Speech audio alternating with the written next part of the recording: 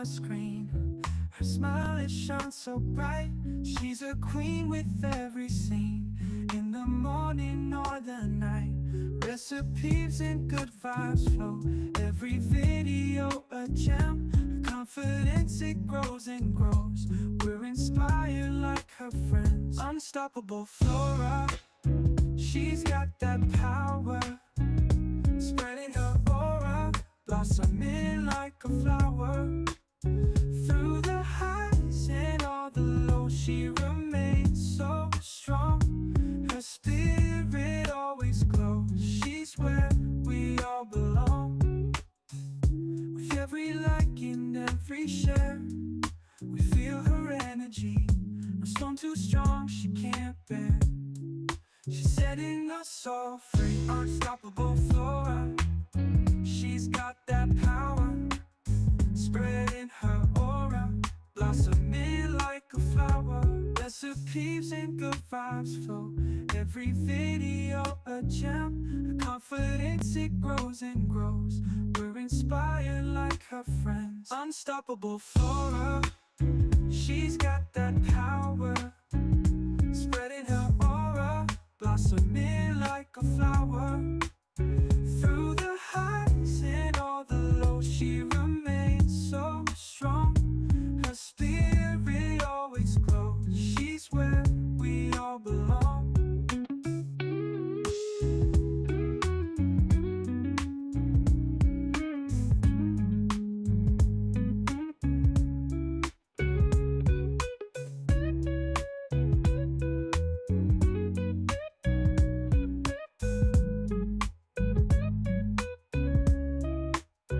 With every like and every share, we feel her energy. No storm too strong, she can't bear.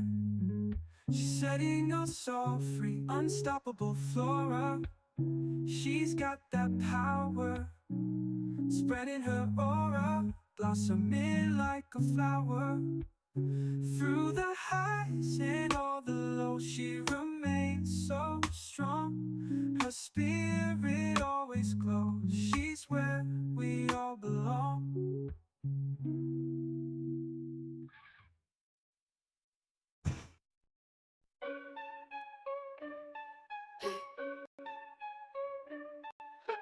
Petals got power, Florabella stands tall. Every drip, every drop, watch the haters fall.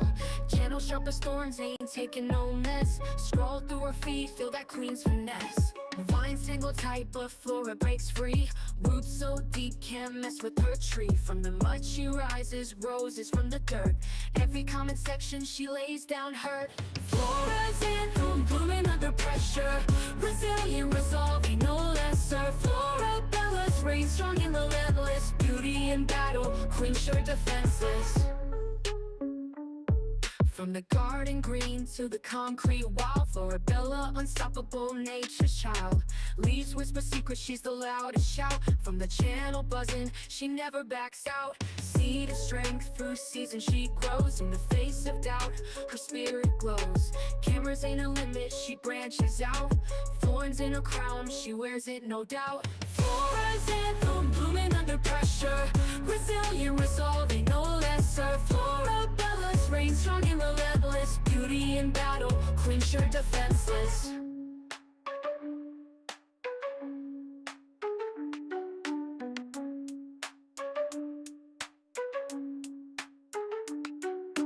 Flora's anthem, blooming under pressure. Resilient, resolving, no lesser. Florabella's reign strong and relentless. Beauty in battle, queen sure defenseless.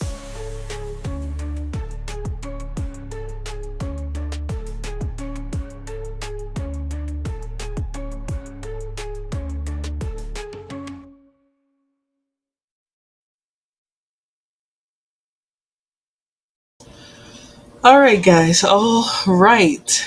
I understand it's been quite a while before I was supposed to pick this show back up, but I'm here to tell you guys.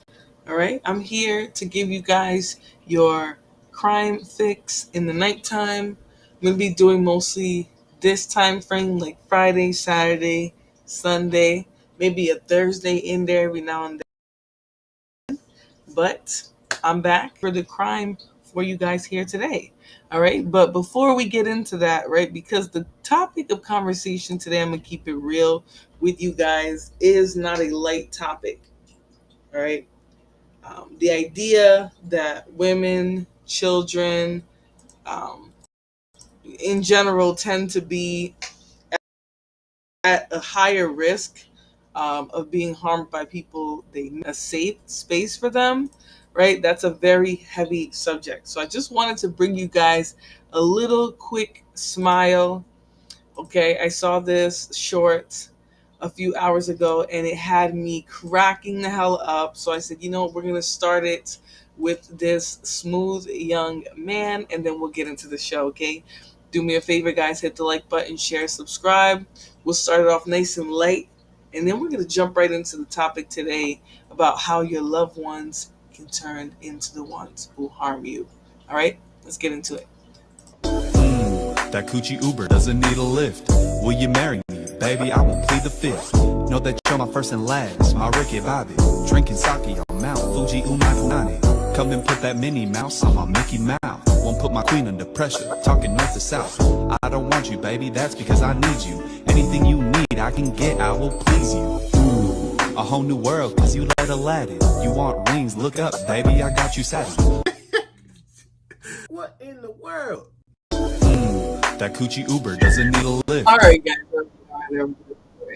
Let us get into the subject today. All right. So I wanted to start off, guys, by going into the case of Emmanuel Haro. Now, I can't remember if this was a case that I covered in one of my recent stories here. Let me just go ahead and share the screen. I can't remember, guys. I really can't. I don't know if this was one that I covered on here or if we just covered it in passing, but I'm going to bring you guys sort of when this story became popular. It's about 6 or 7 days ago. It was a very bizarre encounter that they described. But today, the police decided to arrest those parents. All right, so we're going to get into this here. Do me a favor, guys, like, share, subscribe. And again, I do want to give a trigger warning. This is not the easiest conversation to have. The material is not as consumable. We are talking about children and women and adults being harmed. All right, so let's get into it. Hello, everyone. Welcome to the news at 10. I'm Green Winter. And hi, I'm Courtney Friel in tonight for Rick Chambers. Now at 10 o'clock, where is baby Emmanuel? It has been over 48 hours since anyone has seen the 7-month-old who was reported missing by his mother in San Bernardino County. And tonight, investigators saying they cannot rule out foul play in his disappearance. The boy's mother says that she was attacked Thursday in the parking lot of a Big Five in Yucaipa and that the attacker took off with her baby. Now, deputies say there are inconsistencies with her account of what happened. KTLA5 Sarah Welsh joins us live in San Bernardino with the latest on this story. Hi, Sarah. Hey, Clark, good evening. Investigators say when they confronted Rebecca Haro about inconsistencies within her initial statement that she refused to continue any questioning. And tonight, the grandmother has confirmed to us that the couple is no longer cooperating with investigators and has lawyered up just hours after they made that desperate public plea for their son's safe return. It's just a baby. Just give our son back, please. Where is 7-month-old Emmanuel? His parents, Jake and Rebecca Haro, say someone kidnapped their baby outside this Big Five in Yucaipa after assaulting Rebecca Haro and knocking her out cold. I was gonna get the diaper and somebody said hola, and I didn't see nothing. Now, a lot of us, when we first saw this video here, it was concerning because of the condition of the mother, right? I'm gonna just go back really quickly so that we can take a look at her face. Emmanuel, his parents, Jake and Rebecca Haro. All right, that black eye there, although she claims it was part of the attack, that is then this was a shout out to the content creator who mentioned that. I forget if I was watching Nyla talk about this. I forget who exactly, but she mentioned that the black eye was already healing. Right on the day that she gets attacked, she claims that somebody punched her from behind and knocked her out and took the baby behind a store while she was changing the diaper. But what a lot of people noticed right away was that the black guy that she claimed was part of the attack was already healing. All right, so pay attention to that. Obviously, people are going to defend themselves after their claim, after they're accused of being involved with their child's deletion or missing, whatever the case may be. Especially if somebody's innocent, they're going to deny that, right? But I do think the way things kind of played out with this couple didn't make a lot of sense to the police or to the public when we heard this story. Say someone kidnapped their baby outside this Big Five in Yucaipa after assaulting Rebecca Haro and knocking her out cold. I was gonna get the diaper and somebody said hola, and I didn't see nothing since. I woke up right here on the floor and I didn't see Emmanuel. Haro says she was parked in front of the store about to change her son's diaper when someone came up behind and assaulted her. She claims she was struck in the face but wasn't able to get a look at who did it before they took off with her son. But investigators say there are inconsistencies with Haro's initial statement, and because of that, they cannot rule out foul play. They're not going to hurt their baby. The couple were just homebodies. The baby's grandmother is adamant the couple is innocent. She says Emmanuel is her daughter's pride and joy and that she waited years to have a baby boy of her own. The grandmother also says investigators asked her daughter to take a lie detector test, but her husband said no until they had a lawyer. She's just going crazy, she can't handle it anymore. She says her daughter is receiving death threats and her two. Say this, the thing that a lot of people don't realize about lie detector tests is they're inadmissible in court, right? So even if you get a lie detector result, if you have a good enough attorney, it's not going to make its way anywhere near the court. It's not going to be, obviously they can't use it as evidence. It's very circumstantial, right? People can respond nervously for a number of reasons outside of guilt. So it's a very circumstantial thing. So I don't know why they use it. I honestly think it's a psychological tactic, right? To see how people are going to respond, to the police wanting to test them. I think that's a lot of what they're doing with it, because it has no real value in terms of evidence, in terms of things that could be introduced into court. So, anyways, let's continue. 2-year-old has been removed from the home as the search for baby Emmanuel goes on 48 hours after his mother claims someone ran off with him. And we have learned tonight that the baby's father does have a criminal record, and the grandmother told us that investigators were out at the couple's home in Cabazon searching the home with cadaver dogs and also digging up parts of the property. We tried to reach out to San Bernardino County investigators for any information on that, but they aren't taking any more questions today. Meantime, they are asking anyone with any information about this case, anyone with any information on the whereabouts of the baby Emmanuel, to give them a call. And you can do it anonymously by calling 1-800-78-CRIME. Karina. So this was pretty much, guys, 5 days ago, right? This is when the story started kind of popping off a little bit.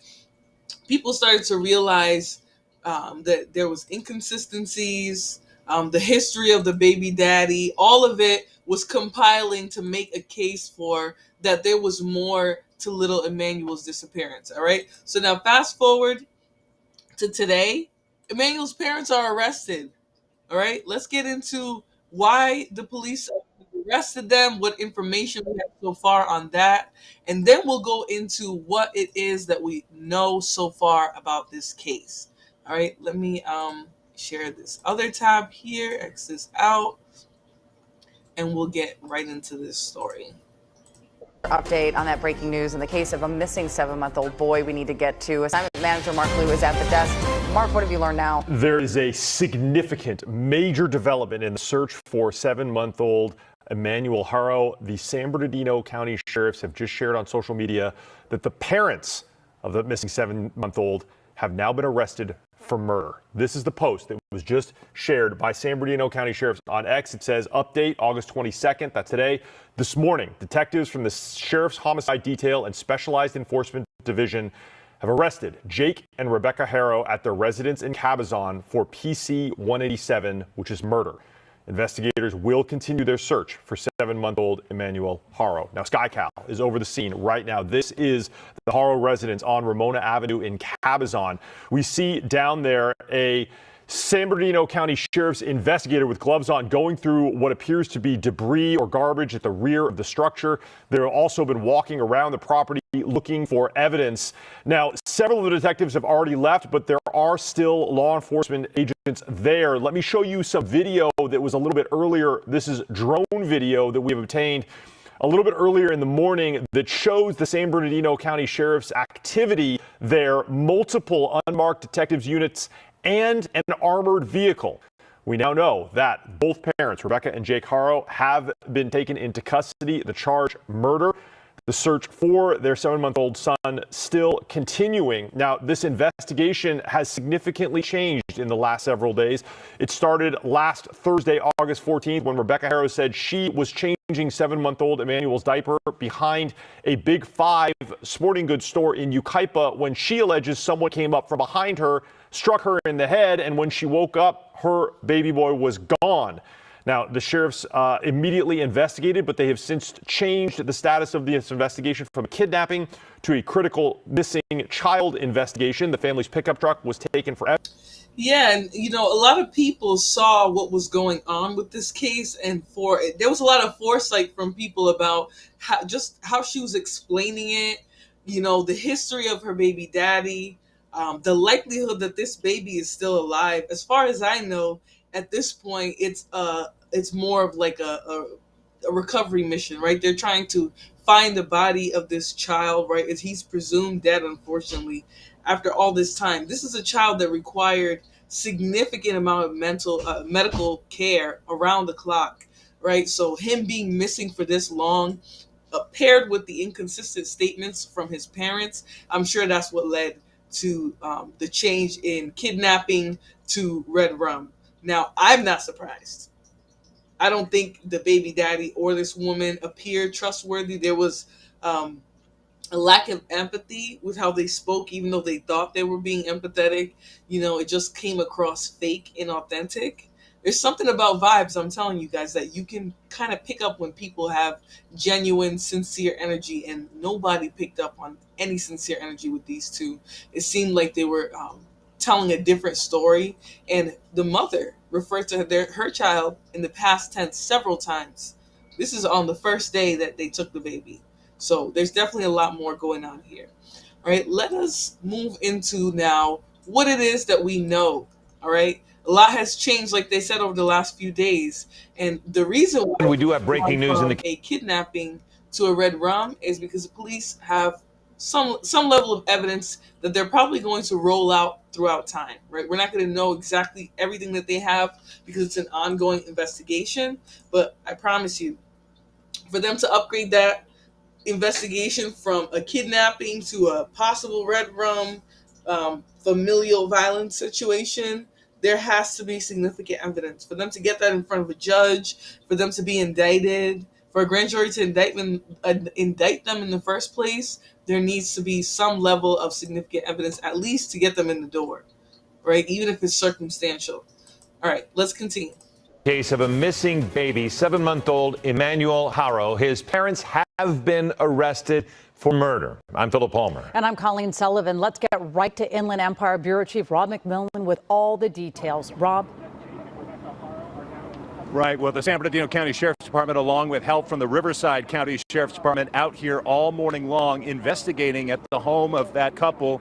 Let's see if we can push in here to where you can see the forensics team back there investigating. It was just about this time last week. We were standing there on the front porch talking with the parents as they were making an emotional plea for help, claiming their child had been kidnapped. Now, precisely 1 week later, both of them under arrest on suspicion of murder. 7-month-old Emmanuel Haro now presumed dead. The boy's parents, Jake and Rebecca Haro, now under arrest, accused of murder. Sheriff's deputies sealing off the entire property as investigators search for clues as to what really happened to the baby. This all starting when the boy's parents reporting him kidnapped at a Big Five parking lot more than a week ago in Yucaipa.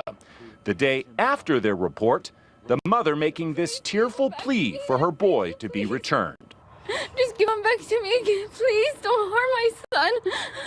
Please, I'm begging you. Please, God, please. But within a day of their interview, And it's crazy because there's not one tear.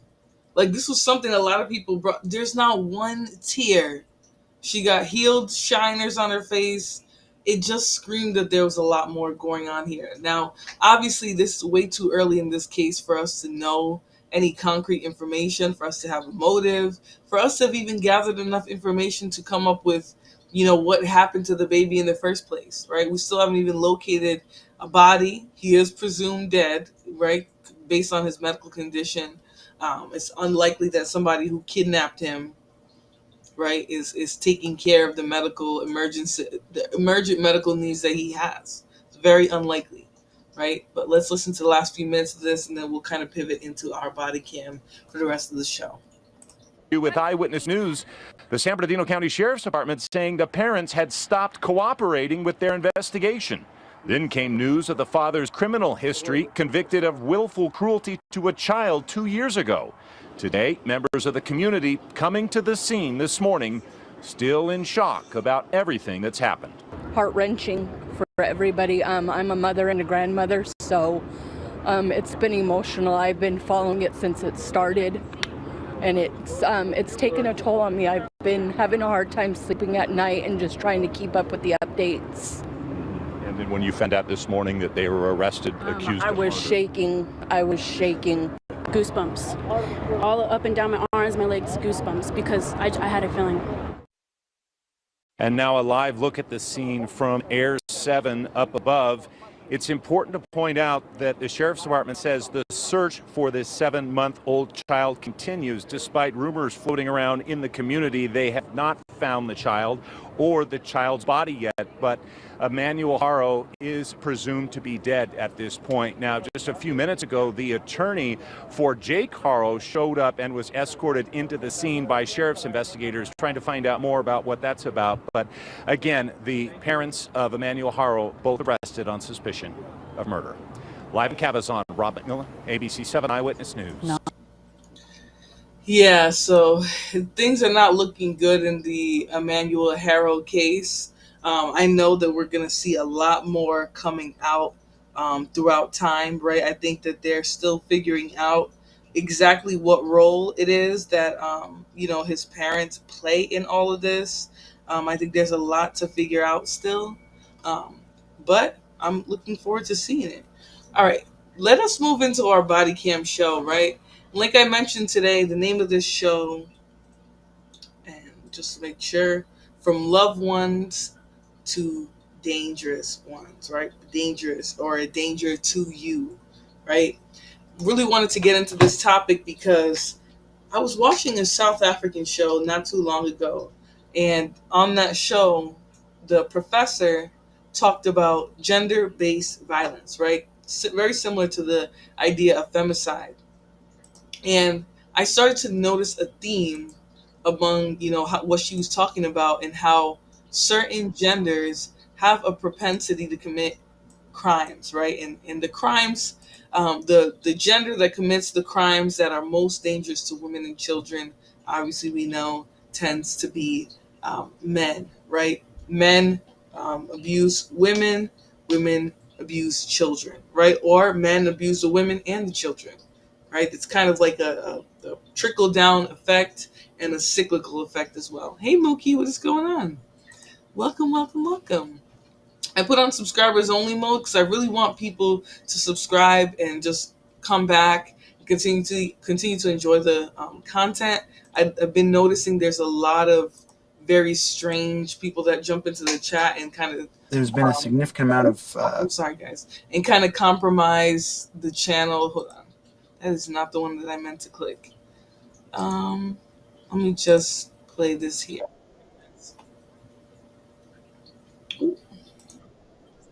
Oh, sorry.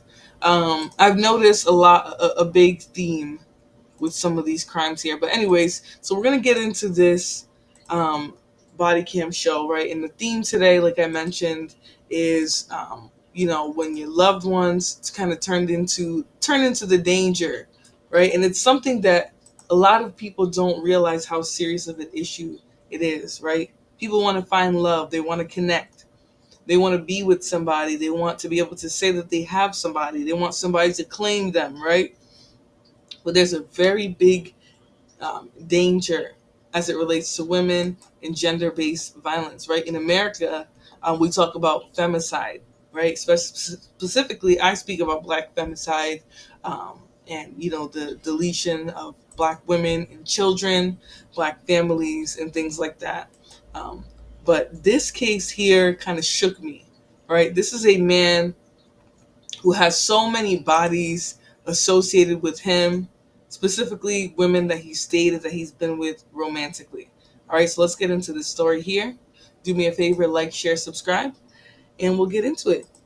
Thank you so much, Front Porch, for the $10 super chat. She says, hey, girl. Hey, Miss Front Porch Gardener. Thank you so much for joining me here tonight for a little bit of a crime fix. All right, I'm going to be doing these weekend shows, so hopefully you guys check in with me, support the channel, help me pump out some content so that we can make this channel 100% focus on crime, which is my passion. All right, let's get into the show here.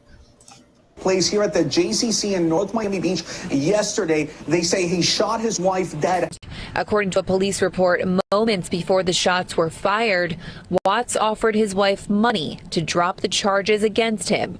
And now we're learning he's also a person of interest in the 2014 disappearance of his previous wife. We told her don't go see him by herself. But she thought that, this would never happen. It was like domestic in and out, and she really wanted out, but I guess he don't take no for an answer. Before we get started, I need to prepare you for what you're about to hear. This story involves 3 women. 2 are dead, and 1 has been missing since 2014. What connects all 3 of them?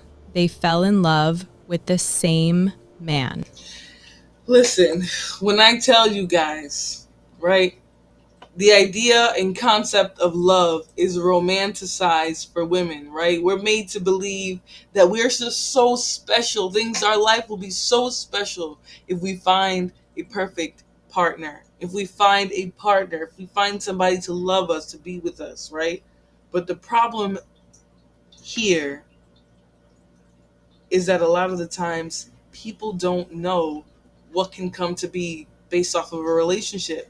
You could think that you met the love of your life, and that person has ulterior motives, right? As we see here, 3 women, and the only connection they have is this man, right? What's the likelihood that he's innocent in all 3 of these cases? Slim to none, I'll tell you, right? But it can very quickly go from you thinking you met the love of your life, or meeting a man that you love, or having a loving relationship, to you being a body piled up on his list.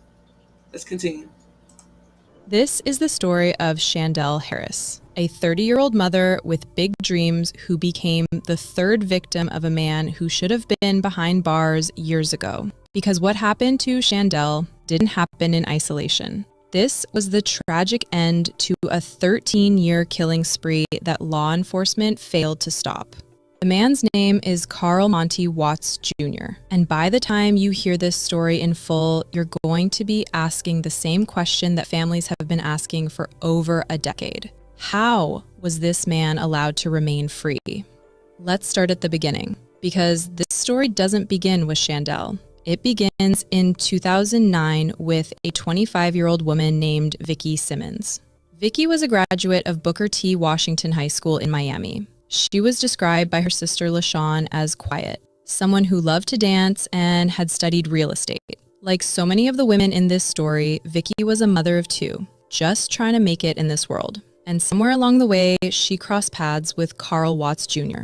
Now, from the jump, Vicki's family didn't like Carl. Her sister LaShawn said she could just tell something wasn't right about him. But you know how love can blind us to red flags that are literally waving in our faces.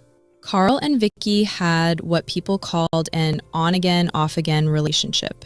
But according to LaShawn, Carl was exhibiting abusive behavior towards Vicki. Because I know it wasn't a good relationship. I know that. It was like domestic, in and out. At some point, Vicki started exotic dancing, and Carl was not having it. He would argue with her about it constantly. She got tired of the fighting, tired of going back and forth with this man. and she decided to break up with him permanently. She wanted out. On February 17th, 2009, Vicky's family reported her missing. But just 2 days later, her body was found in a hotel room at the Sun and Surf Inn on Biscayne Boulevard in Miami. Now, the police have never released Vicky's cause of death, but her sister LaShawn told local news that shortly after her sister's murder, a detective told her they suspected Carl Watts Jr. They just didn't have enough evidence to prove it. So what happened? The case went cold, and Carl Watts was free to move on to his next victim. And that next victim was a 24-year-old mother named Trachita Scott. Trachita was a young woman trying to build a better life for herself. Trachita worked 2 jobs, one at U-Haul, where she'd been for 5 years, and another as a home caregiver for people with mental health disabilities. But her real dream was to become a police officer. Trachita had recently gotten engaged to Al Livingston, who was the father of her daughter. Through Al, who was a barber, she met a police officer whose hair he cut. This officer became a mentor for Trachita. She took and passed the exam required to get into the police academy. She even went on a ride-along. Trachita was this close to achieving her dream of becoming a cop in the same community where she grew up. But there was a shadow hanging over her life, and that shadow was Carl Watts Jr. See, Trachita had a son with Carl, which meant even though she'd moved on with her life, even though she was engaged to someone else, she couldn't completely escape Carl because they shared a child. And Carl was not handling her moving on well at all. Trachita.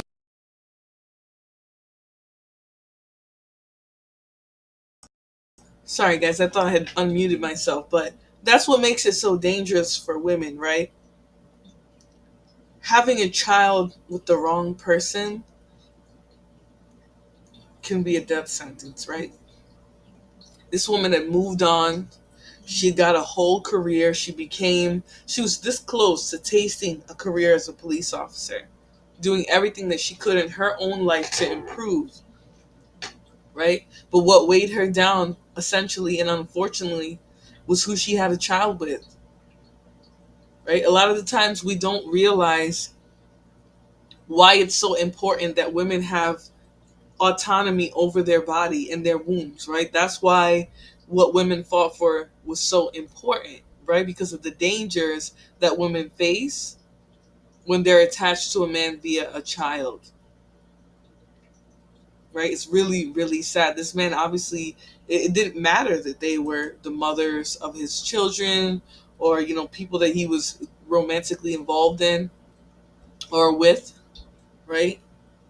The fact that he had a child with them was how he was able to continuously rope himself into their lives and hold them hostage to him. All right, let's continue. Trachita's manager at U-Haul, Jeffrey Davis, said he witnessed multiple interactions between Trachita and Carl, where Carl got physical with her. And I'm talking about in front of customers. Jeffrey said Carl would take Trachita by the arm and drag her outside. And Jeffrey had to confront Carl on several occasions to try to stop him from abusing Trachita. It got so bad that Jeffrey had to call the police on Carl, and ultimately was forced to get a restraining order against him. Imagine how bad it must have got that a woman's boss would have to get a restraining order against her ex because he was that dangerous and that persistent. Jeffrey also said that Trachita feared for her safety. She even said one day that she had the feeling she might not come back. On June 25th, 2014, Trachita took her mom around to run some errands before she headed to her shift at U-Haul. Her mom said that Trachita's phone kept ringing, but Trachita was sending the calls to voicemail. Her mom knew that the calls were most likely coming from Carl, and that's why Trachita didn't want to answer them. After getting those calls, Trachita told her mom that she had to go home because she had a headache and needed to rest. But instead of going home, Trachita went to work. She left U-Haul around 2 p.m. that day, and according to reports, she had made arrangements with Carl to pick up money from him for their son. Trachita and Al had been texting throughout the day. Around 4:30 p.m., Al texted Trachita. And this is where sometimes... When the Kalamazoo police were called out to a student apartment... What the hell? Sorry, guys. I don't know what is going on with Trachita told today. Just keep skipping everything, but this is where sometimes you're better off without them little crumbs that you're getting. Right? she would have been better off without those little crumbs that he was giving her, right? Because at the end of the day, he was breadcrumbing her literally, right? I'm going to give her this little bit amount of money. I'm going to pretend to be engaged and want to be around for my child, when in reality, I just want to get closer to her. That's all he wanted. Everything that he did, the way he communicated with her, was so that he can get close to her, right? It had nothing to do with being there for his child, being a present father, none of that. He was there specifically in order to find a new way, a new path into her life. And it's apparent, it's very sad, because sometimes when things get this far, it's not like you can certainly try to keep you safe, right? But the police a lot of the times aren't willing to intervene unless your life is physically in danger, right? They wait for something to happen to do anything. And so unfortunately, no matter how much your family is aware of what might be going on with you, it's not like they can stop this raging maniac anyways. All right, let's continue. Her mom that she had to go home because she had a headache and needed to rest. But instead of going home, Chiquita went to work. She left U-Haul around 2 p.m. that day, and according to reports, she had made arrangements with Carl to pick up money from him for their son. Chiquita and Al had been texting throughout the day. Around 4:30 p.m., Al texted Chiquita telling her that he loved her. Chiquita texted back, "I love you too." And then her phone was turned off.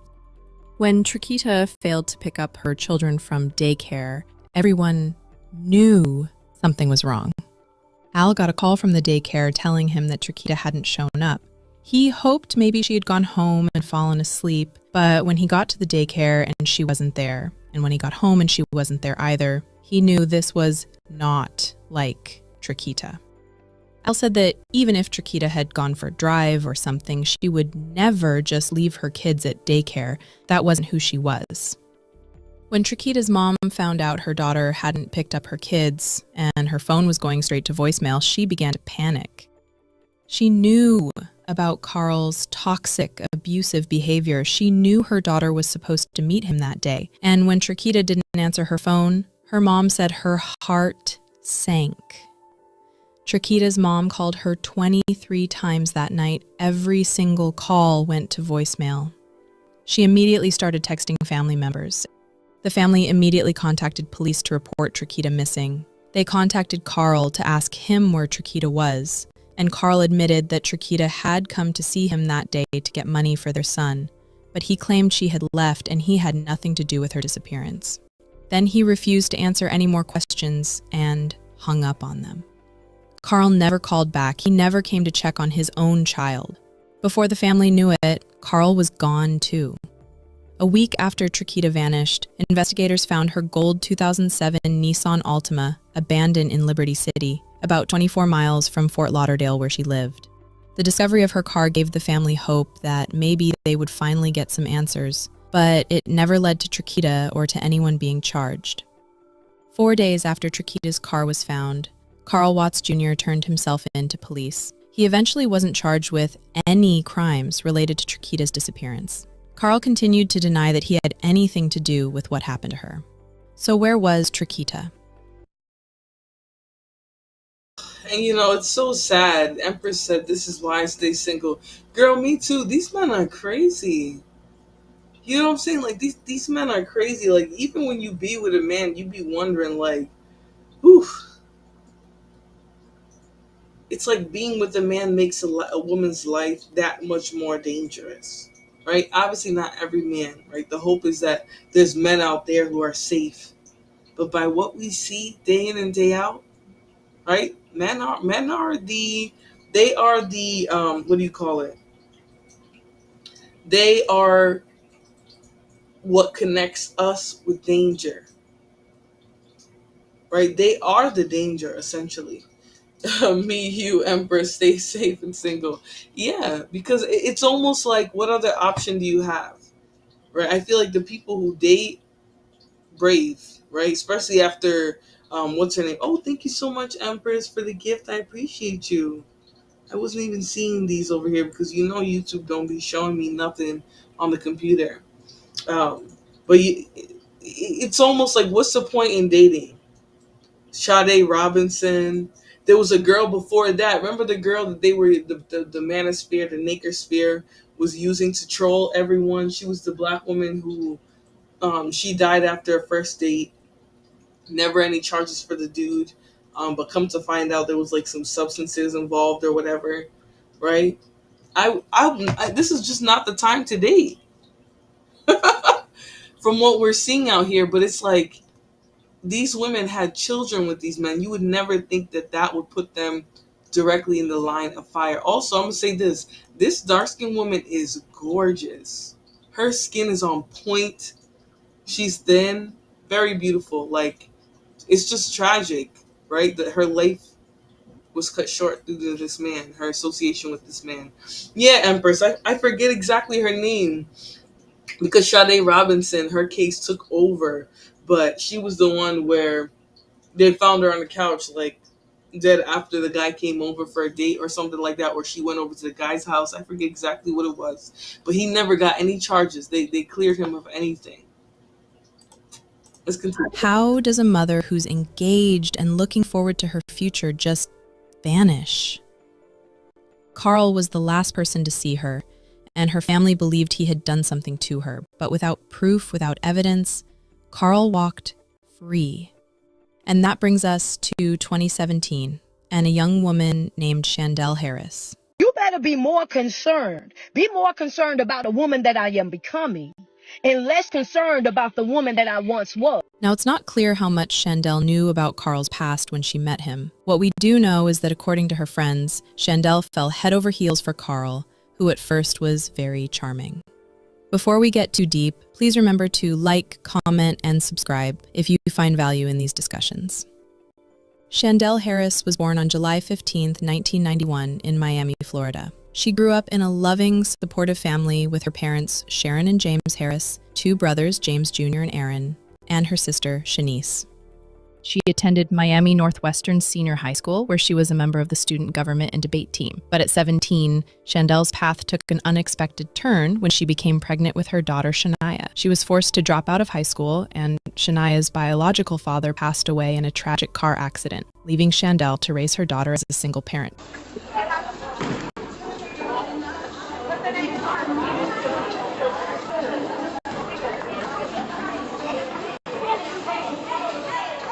Although she didn't let those setbacks define her, Chandel found out about the Turner Job Corps program in Albany, New York, and she took a leap of faith on herself. She moved to Albany with her then 7-year-old daughter, determined to get her education. But when she got there, she found out that her daughter was too old to stay with her at the program. Chandel had to make the heartbreaking choice of sending her daughter back to Miami to live with family, while she stayed in Albany to pursue her GED. And she did it. Chandel earned her GED, which she was extremely proud of. She got a job and was planning to enroll at Albany Technical College. This woman had dreams. She wanted to become a Miami-Dade commissioner. She was involved in organizations like the NAACP, the Urban League, and the League of Women Voters. She volunteered at local schools, churches, and shelters. Chandel wanted to use her voice to improve her community and lead. And you know what always gets me? Like,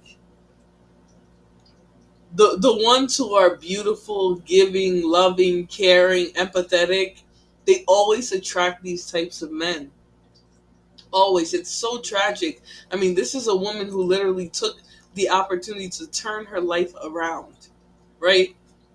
A lot of people would find it very difficult to leave your child behind, even if it's just for a short time, in order to improve their life in the long run, right? Because I think for her child to be that age and to be a girl, right, that it's even more incumbent on her to be successful, right? Because everything that she does will have a ripple effect on this daughter of hers. And I think the fact that she took the responsibility to change her life, it just sucks that she got brought down by a loser like this, you know? These are the type of women that those succubus men look for, though, right? I'm not going to make this into a male thing, but right now we're talking about the crime of a man against an innocent woman.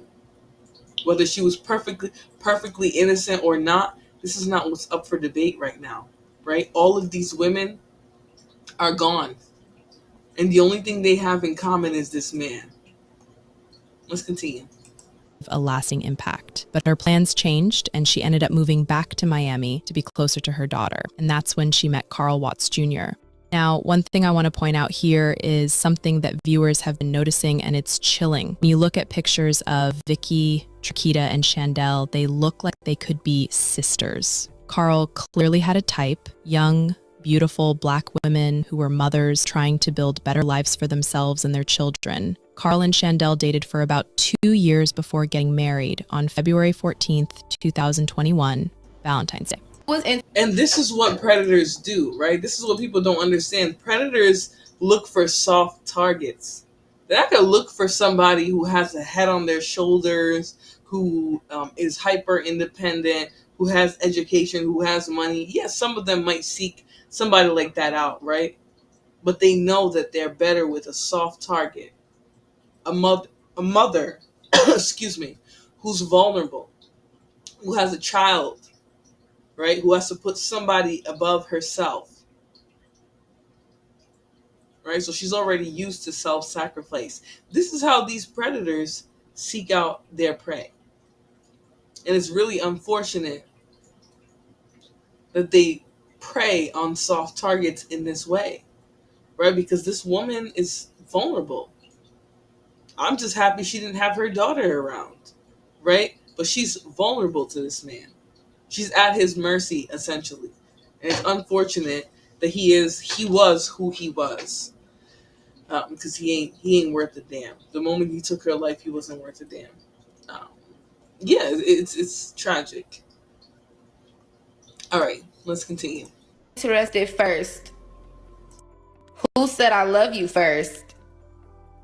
Who's more protective? Who cleans more? Who eats the most? Who spends the most money? Who is most likely to start an argument? Who falls asleep first? Who is more annoying? Who loves the hardest? The beginning of their relationship seemed fine. Chandel was happy, according to her friends, but then Carl started to change. After they were married, Chandel discovered that Carl had been cheating on her and had continued even after their wedding. But it wasn't just the infidelity that was the problem. Carl was becoming abusive and controlling, isolating Chandel from her loved ones and using manipulation to control her. And here's where we see the same pattern that played out with Vicky and Chiquita. After months of trying to make her marriage work, Chandel had had enough. She decided she was going to end things with Carl. But just like with his previous victims, Carl was not about to let Chandel just leave him. Now, what I'm about to tell you happened on April 1st, 2022. And I need you to remember this date because what Carl did to Chandel on this day should have landed him in jail immediately. If the system had worked the way it was supposed to, Chandel would still be alive today. On April 1st, 2022, according to Chandel's friend and police reports, Chandel went through Carl's phone and found messages between him and another woman. The discovery led to a heated argument between them that went on throughout the entire night. At around 7 a.m., Chandel said she had had enough. She told Carl that she wanted a divorce. And that's when Carl's mask completely came off. Carl responded by hitting Chandel with a closed fist, but he didn't stop there. Carl told her that he could not live without her, and then he went to the kitchen and got a knife. What happened next is absolutely horrific. Carl allegedly began to slap Chandel 6 times on her arm, her hand, and her thigh. After attacking his wife with a knife, Carl then held to his own head and threatened to end his own life if she left him. Can you imagine the terror Chandel must have felt in that moment? This man had just attacked her with a knife, and now he's threatening to end it all if she doesn't stay.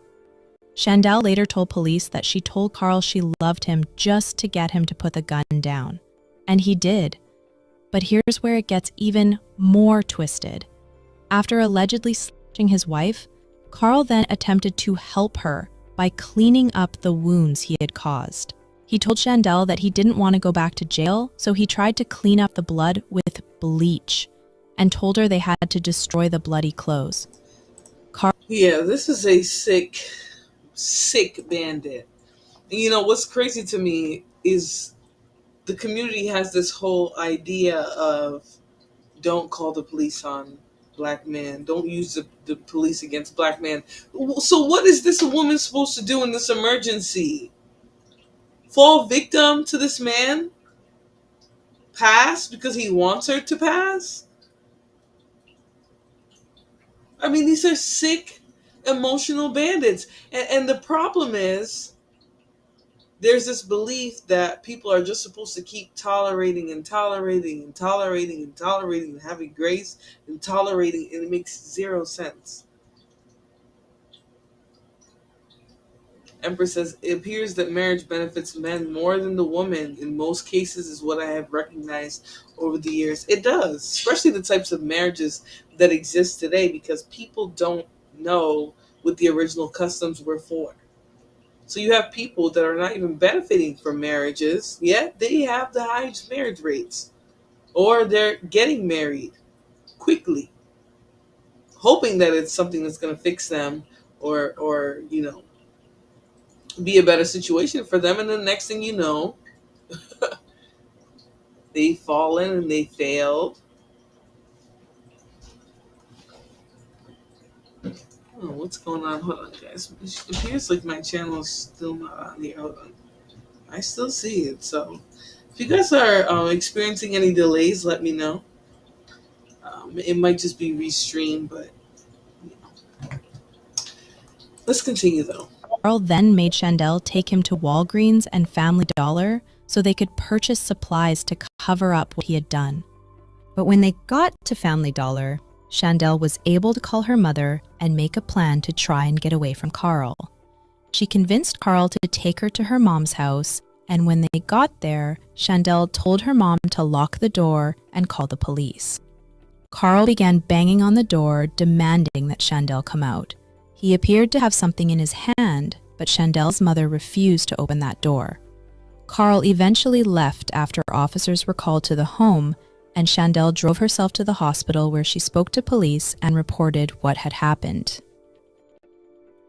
Now, if we go back a few months before this attack, Chandel had been posting on Facebook about relationships and about recognizing the signs of trouble. It's like she knew she was in danger, but she was also trying to convince herself and maybe warn others about what to look out for. On September 20th, 2021, Chandel wrote, "I feel like you should settle for someone based on how they treat you instead of looks or income or history. All this will become temporary. You will eventually lose interest after they dog the out of you. Toxic relationships are very unhealthy, and you hurting yourself by staying and not leaving. Settling for less than you are worth. Everyone deserves to be loved correctly. I strongly believe it is a right and wrong way to love someone." 6 days later, on September 26th, she posted, "A man should be an option. If he not treating you as you deserve, walk away, do not let him destroy you." Another post from October 6, 2021 read, "Before they bite, they bark. Before they hit you, they hit near you. It grows like mold. Before you know it, you in a domestic relationship. Don't make excuses for their behavior. You got to get angry about how you're being treated. That's the only way you gon' be willing to fight for your life and move forward. You got to always choose you first. Sometimes it take you to ignore the sadness and respond to the reason you were angry. Oh, and just to inform others, abuse does not just come by physically being touched." This woman was literally describing the exact situation she was in. She knew the signs, she was warning others, but she was trapped in the very cycle she was telling people to escape from. And then, just weeks before her death, on February 28, 2022, Chandel wrote, "Self-love is the best love, because when you value yourself, you do not settle because you know your worth. And I firmly believe when you get to that point, when you start dating and choosing friends, you will deal with people that uplift you, bring out the best in you, and will elevate you because they are a reflection of you. I feel like if I can't bring value to any type of relationship, then at that point, I'm wasting my time and my presence is not needed. But the irony was that she was trapped with a man who was the complete opposite of everything she was describing. After the April 1st attack, Chandel went to stay at her mom's house. She had filed charges against Carl for the stabbing, and she had initiated divorce proceedings. For a brief moment, it seemed like maybe Chandel was finally going to break free from this man who had been terrorizing her. But Carl was desperate. He was pleading with Chandel to reconcile, promising to change. But Chandel was done. She had made up her mind that the relationship was over and nothing Carl said was going to change that. Meanwhile, the police's domestic violence unit was actively searching for Carl to arrest him for the stabbing, but they couldn't find him fast enough. On April 3rd, 2022, just 2 days after Carl had stabbed her, Chandel decided to take her daughter to her regular Sunday swimming lessons at the Michael Ann Russell Jewish Community Center in North Miami Beach. Her mother went with them, just like they had been doing for the past month. But Carl knew exactly where they would be. He had been tracking Chandel's movements, and he knew about the Sunday swimming lessons. The Jewish Community Center normally has very tight security. One way in, one way out, and you need identification to get around the facility. But on Sundays, the swimming... Beth, so it actually with, she doesn't have a kid with him, but she had a previous child. So, you know, kind of what they were talking about a few minutes ago was how all the women that he was dealing with or that he was going after were young, single mothers, right? She specifically had a child with somebody else when he met her. The last girl that we looked at, she had a child with him. That was their connection to each other. So this woman actually just had her own child, and he learned their schedule. So, all right, let's continue. Lessons were open to the public, which made it easier for anyone to get in. Around 2 p.m. that Sunday afternoon, Carl Watts Jr. showed up at the pool area. Chandel's mother saw Carl first. She stood up and grabbed her daughter's hand as he approached them. Carl had money in his hand, cash, and he asked Chandel how much it would take to make the charges from the stabbing go away. I was holding her, and he said he had money in his hand. He said, "What can I do to make you drop that charge? What can I do to make this charge go away?" She said, "First of all, you need to back up." Chandel was done. She told him that she didn't love him anymore and that she wanted out of their relationship for good. She rejected his money. She rejected his pleas. And that was when something in Carl snapped. He pulled out a gun and shot Chandel multiple times. But the horror didn't end there. When Chandel tried to flee, Carl chased her down and continued shooting until his gun was completely empty. He put out his gun and he went to shooting. And I'm holding her like this, and he went to shooting. And I looked down because I didn't know if I was shot. And she ran. And she wanted to get to safety. And she ran, and he just walked behind her and just kept shooting. A pool filled with families, children, and swimming instructors watched in absolute terror as this man gunned down his wife in broad daylight.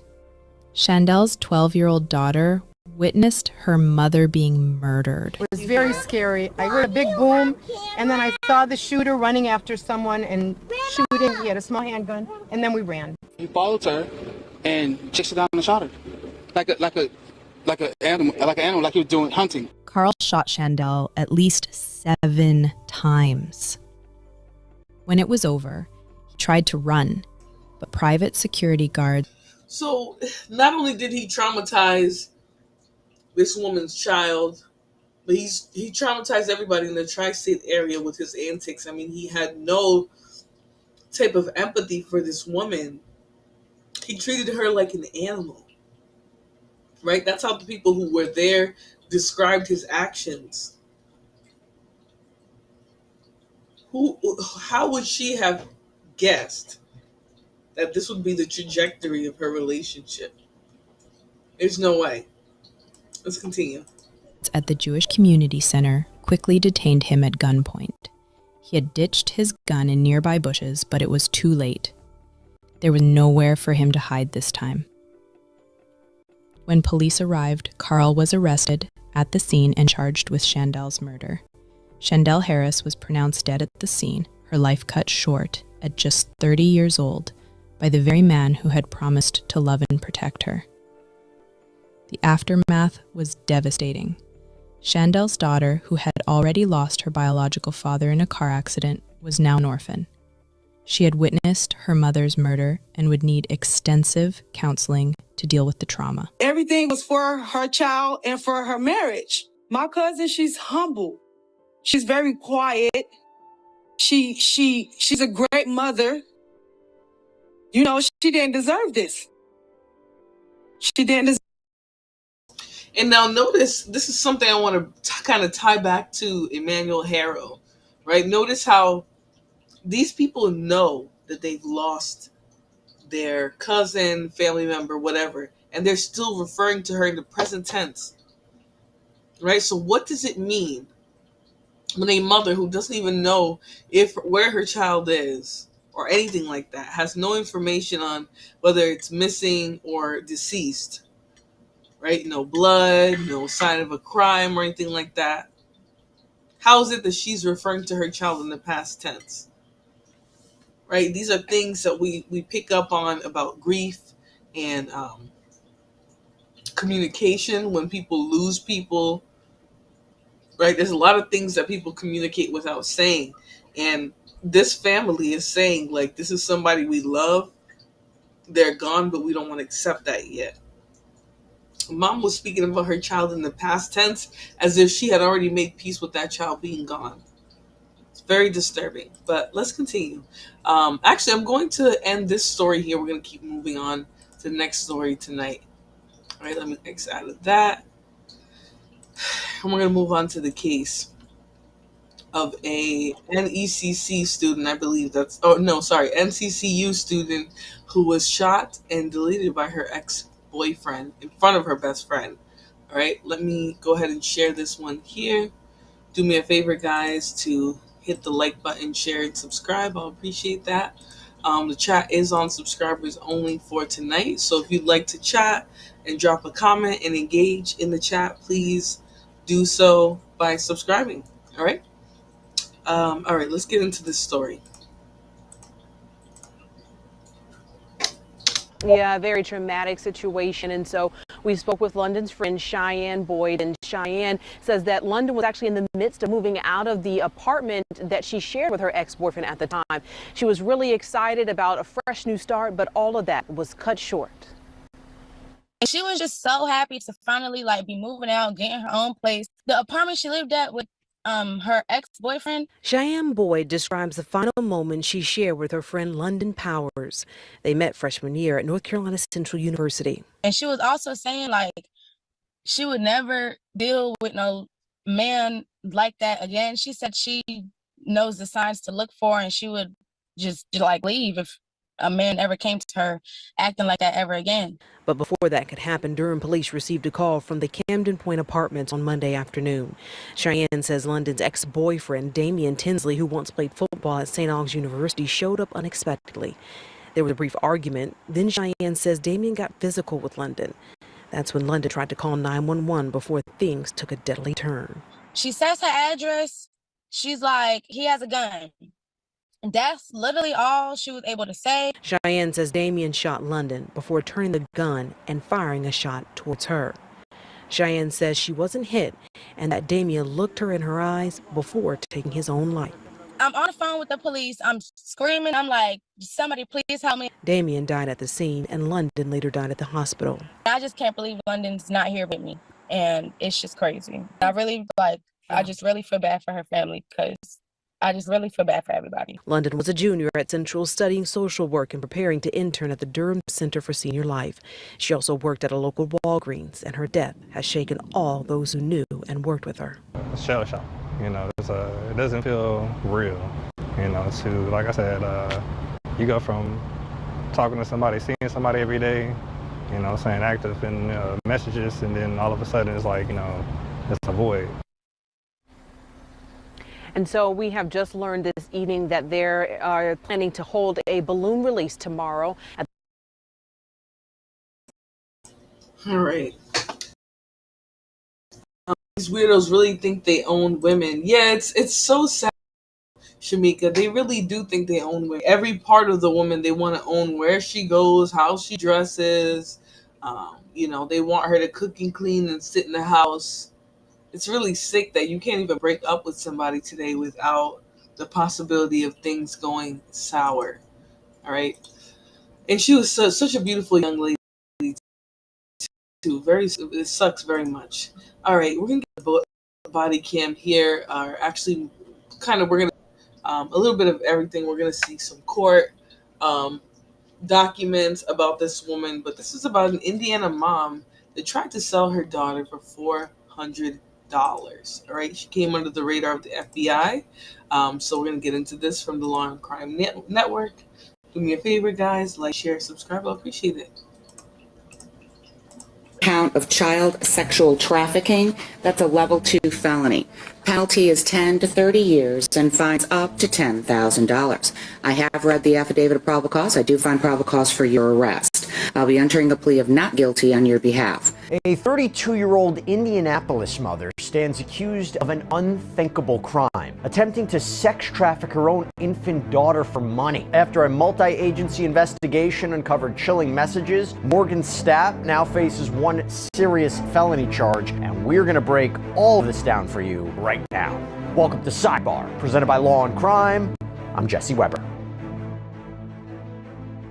Hey everybody, this is another Law and Crime legal alert. If you received Depo-Provera birth control shots and were that's risk, unqualified. I really can't believe I'm saying this, but a 32-year-old Indianapolis woman is at the center of a deeply disturbing criminal case after being accused of attempting to sex traffic her own child, an infant, in exchange for cash. Okay? This is an allegation that sparked a multi-agency investigation involving the FBI and experts in child sexual exploitation. Court documents reveal these chilling details. This woman, Morgan Stapp, allegedly used social media to send explicit messages and a graphic offer attempting to arrange sexual access to her daughter for money. And she is now facing a charge of attempted child sex trafficking. Here's what we know so far. So the investigation began back in November of 2024. You know what?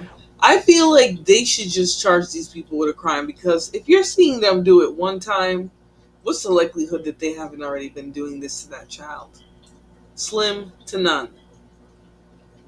Right? I think they should just be charged with it at this point, because there's no way for us to prove that they didn't traffic this child already if they're that comfortable and flamboyant on the internet. These types of stories make me sick to my stomach. So, I'm sorry if I didn't give another much of a trigger warning, but like I said, most of the show is going to be a trigger warning. All right, so go ahead and like, subscribe, and share the video, and we're going to continue with this story. When the National Center for Missing and Exploited Children apparently received a tip regarding suspicious activity tied to a Snapchat account with the username Morgan_Stapp. And this brought the FBI in. And one particularly horrifying message allegedly read, "You can bleep her for $400. Half now, rest after. I'll send my address. I do live alone, and her dad is not in the picture." Now, when confronted by federal agents, Stapp reportedly denied the allegations and said that her account was hacked. But investigators kind of remain skeptical. And after the FBI brought in the Indianapolis Metro Police, who got a search warrant for the account, a forensic analysis revealed arguably damning evidence. The explicit messages were apparently traced back to near her address. And in total, authorities uncovered 81 very concerning messages that we're going to talk about. So Stapp was arrested. She was formally charged. Yeah, she should have to register for the rest of her life. They should put her underneath the jail, right? Then this is wicked behavior, right? And I'm sure this is cyclical. I'm sure this is a generational curse. of her lineage. You can tell by the demonic face and that demonic eyeball. It's just sitting up there on its own. Michael Wilbur said, "What? Sorry, I have to bring humor to this because this is disturbing. These are wicked people to me. This is not a normal human. These are people that lack empathy and just like social awareness and everything." But let's continue. Charged with attempted child sex trafficking under Indiana Code Section 35-42-3.5-1.3. Don't worry, I'm not going to ask you to memorize all that, but this is a level 2 felony, and the statute applies when, quote, a person at least 18 years of age knowingly or intentionally sells or transfers custody of a child under 18 years of age for the purpose of prostitution, juvenile prostitution, or participation in sexual conduct. Okay, before I go any further into the case, I want to bring on back here on Sidebar, fan favorite, one of our favorites, special guest, Marian Bracha, practice professor of law, director of LLM in trial advocacy programs, and a former child sex abuse and sex crimes prosecutor. Good to see you again. Thanks so much for taking the time. Of course, Jesse, anytime. How does the law differentiate between actual trafficking and attempted trafficking in cases? I was going to say in cases like this, I don't know if you've seen a case quite like these allegations, but actual versus attempted, that is an important distinction there. It is an important distinction. The attempt is what we call in criminal law something called an inchoate offense.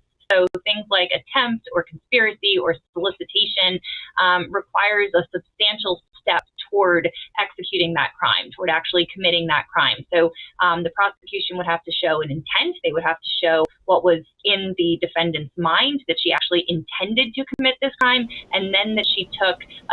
Well, I mean, from what we have, which are the explicit messages there, I mean, there's pretty clear intent that she intended to sell the child for financial gain, right? She wanted half of the money up front, right? So she wanted at least $200 for the kid. But everything about her intentions or motive is very clear here. There's not really a lot of question here, but you know, when they have the complexion for protection, we're going to look for all types of reasons why they might have logically chosen this path. And I don't think there is one. I think she's a methany. I think she probably is supporting a drug habit. Likely a drifter at the end of the day. This is not normal behavior. This is very, very, very problematic and inappropriate behavior for a parent. So, yeah. Is she not a YouTube influencer? No, I don't think so. I think this is just some ragamuff trailer park garbage, or wherever she comes from. No offense to the trailers, because we don't know what her origins are. She might be a valley garbage can. So, but at the end of the day, this woman knowingly and openly was selling her child online. A substantial step toward actually committing it, even if it wasn't fully realized, if it never fully happened. Is it a strength in the prosecution's case, the way this was built up? I believe it was first the National Center for Missing and Exploited Children, then the FBI, then local police. Each served a function in this to try to get a sense of what was going on here.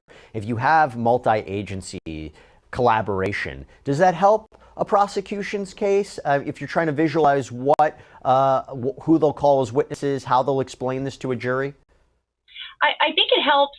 It can help in terms of the strength of the prosecution to show that there were resources available at different stages of the investigation. So the FBI certainly has resources or has equipment that perhaps local police wouldn't have or local investigative offices wouldn't have. And so to show that there was cooperation, to show that there was a strong chain of custody in terms of really looking into what pieces of evidence were developed and then kind of cross-referencing them and testing them at the next level of investigation, I do think that is a strength in the prosecution. Of course, there will always be a claim of, or there always could be a claim of bias from the defense to say that, all of the law enforcement agencies were geared toward coming up with the same answer. But that would be something that would have to be surmounted with the testimony from the different representatives.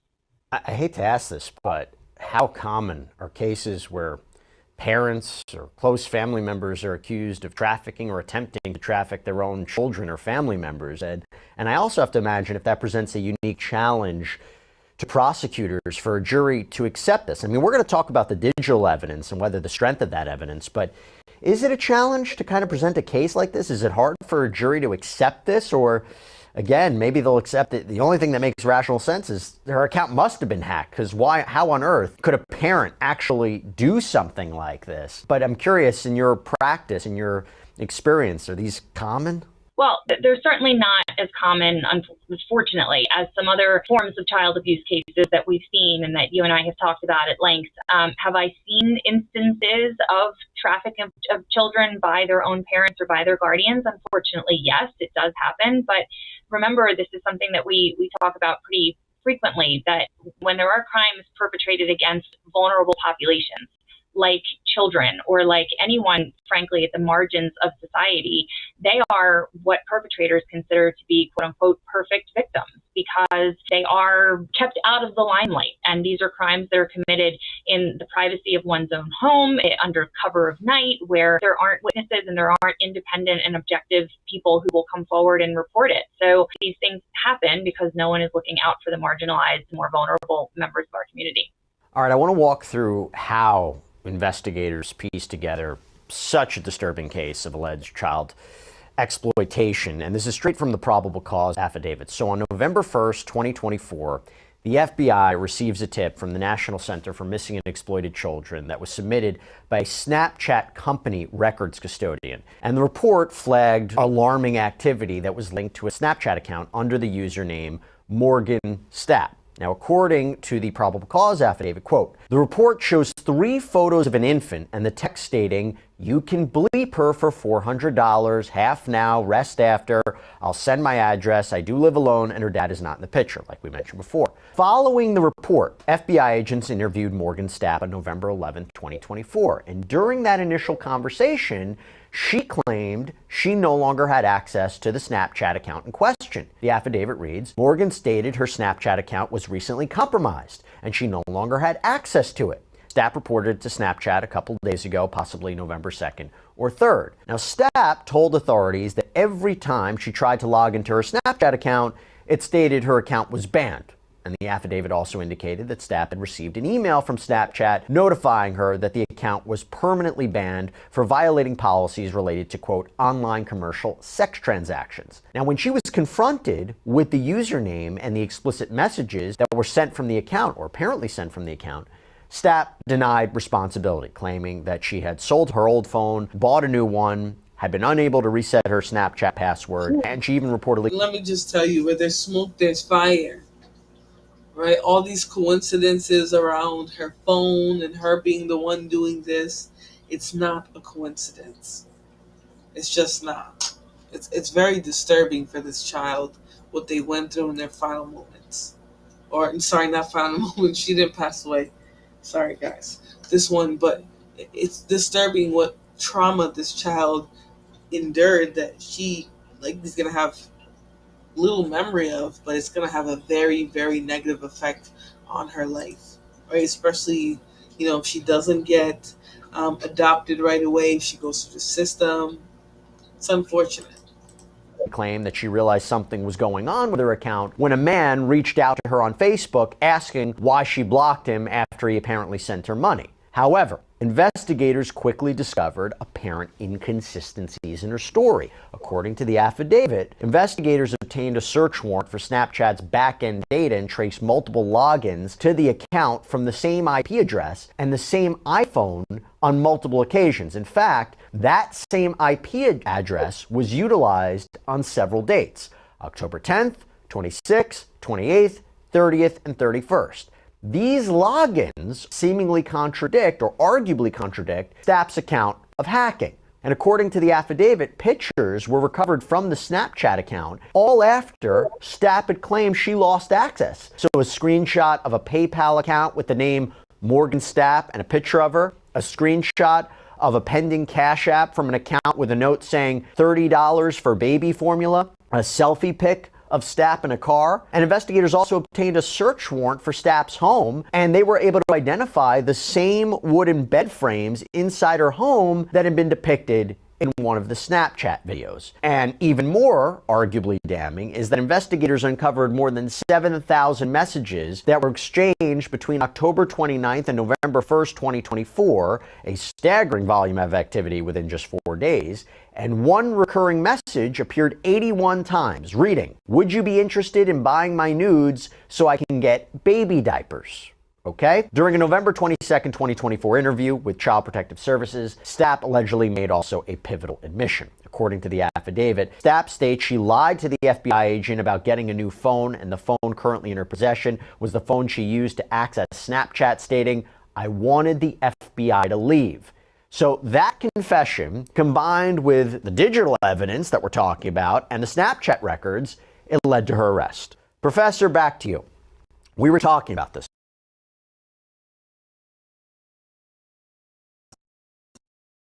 Sorry. So obviously this is a case of a really, really dumb person, right? Who essentially had no interest of making money in a respectable way. I'm sorry to say, like, I'm not trying to slut shame or anything like that, or shame ex-workers and things. But I think, like, when you start roping your children into your sex work, like, you want to sell your raggedy buns? Sorry, guys. Sorry. You want to sell your buns? Go ahead. But to do that to your child, it's beyond despicable and detestable behavior.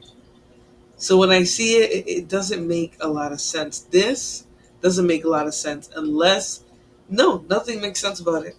She is a psychotic narc if she would put her child's life on the line like this.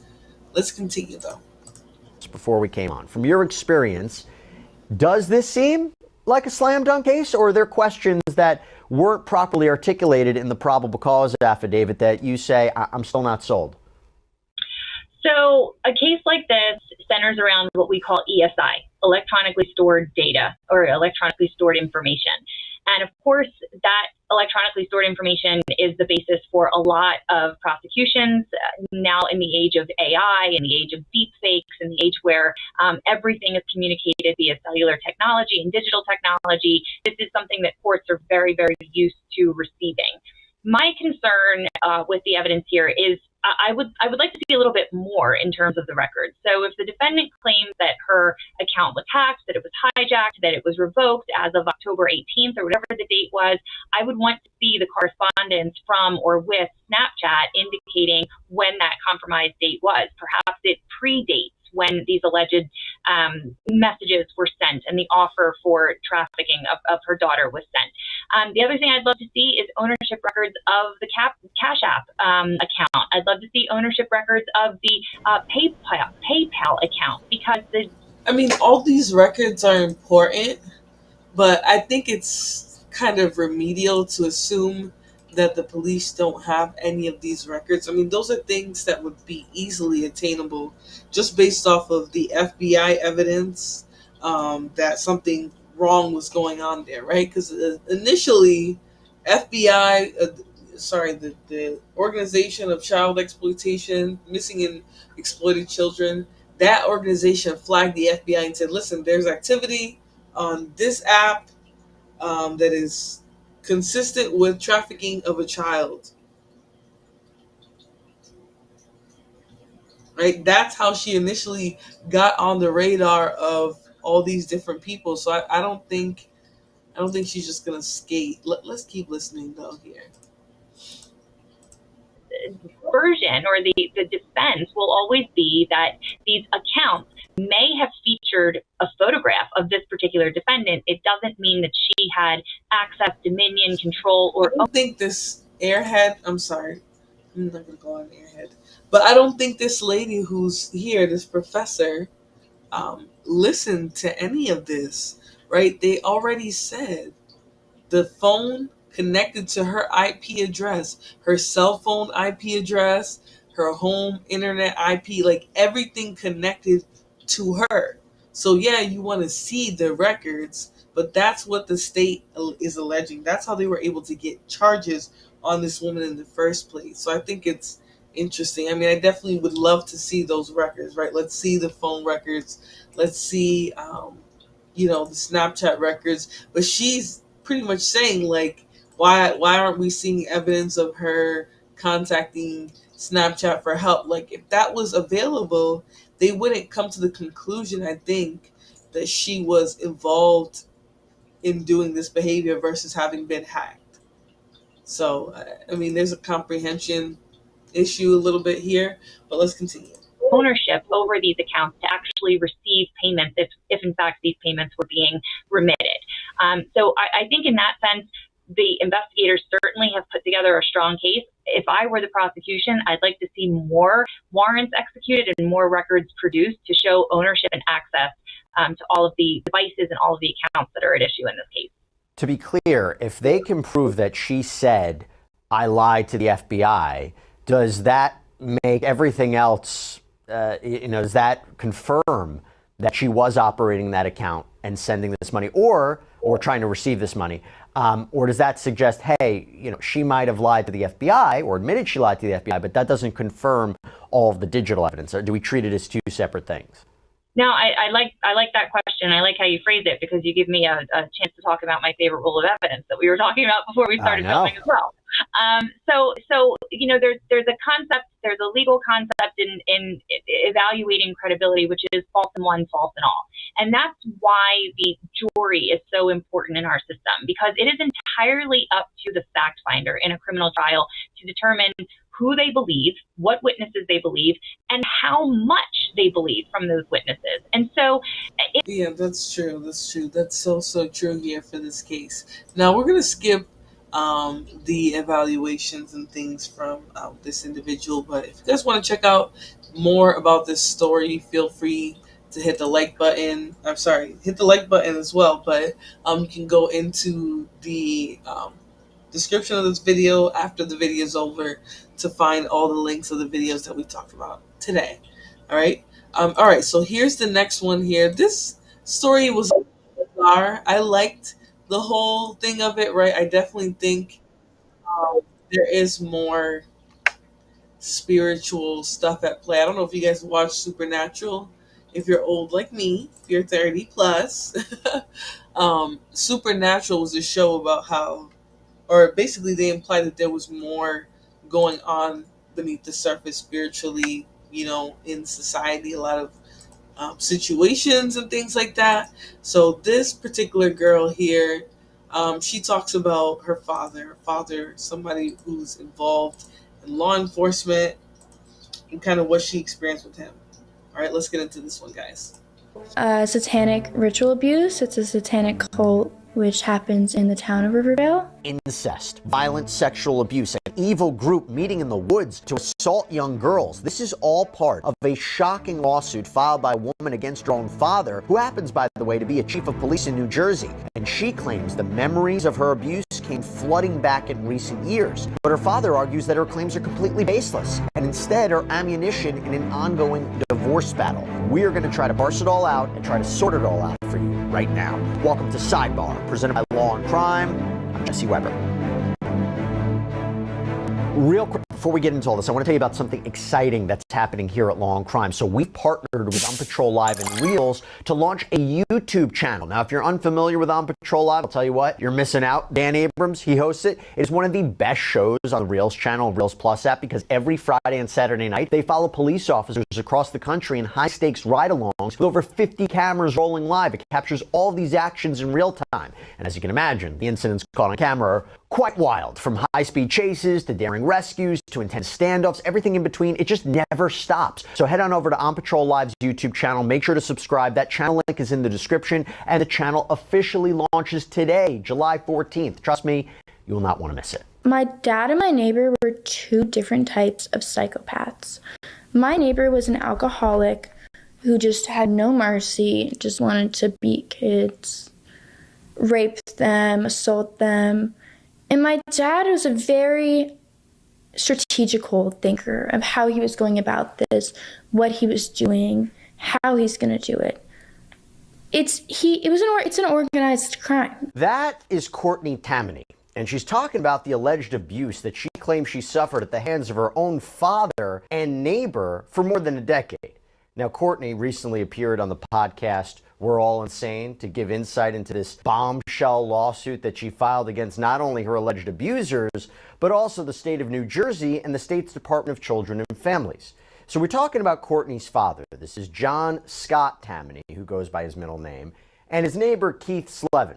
They have adamantly denied everything that Courtney has said, saying it is all completely made up, that this lawsuit is causing them huge problems. And before we even dive into the lawsuit itself, I have to give you the background about this. I have to set the stage, give you an idea of just who everyone is that's involved in this drama. So you have 20-year-old Courtney. She's the main plaintiff, and she claims that her father, Scott, started abusing her when she was just 3 or 4 years old, and claimed the abuse continued until she was 15. Now, in an amended complaint, Courtney's mom, Jean Tammany, was added as a second plaintiff, and she has supported her daughter through her journey with psychologists and other medical professionals. This is, again, according to the lawsuit. In a response that was filed with the court, Scott says that he and Jean, they were married for almost 22 years and that their ongoing divorce battle has been very contentious. So that kind of adds another flavor to all this. Now, Scott has been a police officer for years. He is now the police chief in Leonia, New Jersey. Hopefully I'm pronouncing that correctly. Courtney has 2 sisters, one older, one younger. The older is identified as Sarah. The younger, who was 17 when the complaint was filed in January of 2025, is known by her initials MT.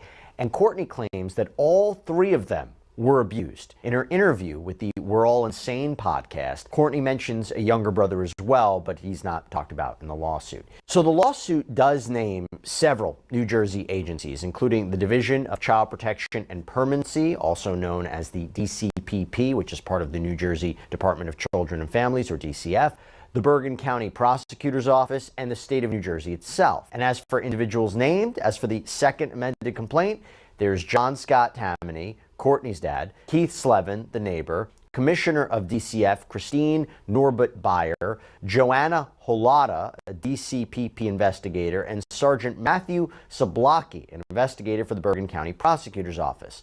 But Slevin has actually filed a counterclaim against Courtney for defamation, which we'll get into in just a moment. Hey everybody, this is another law and crime legal alert. Did you know that children, if your child under 20 people, very serious allegations that Courtney is making in the official court record. So to do that, I want to welcome on criminal defense attorney Mike Korbanix, who I'm shocked to say has never been on Sidebar before, and let alone in studio.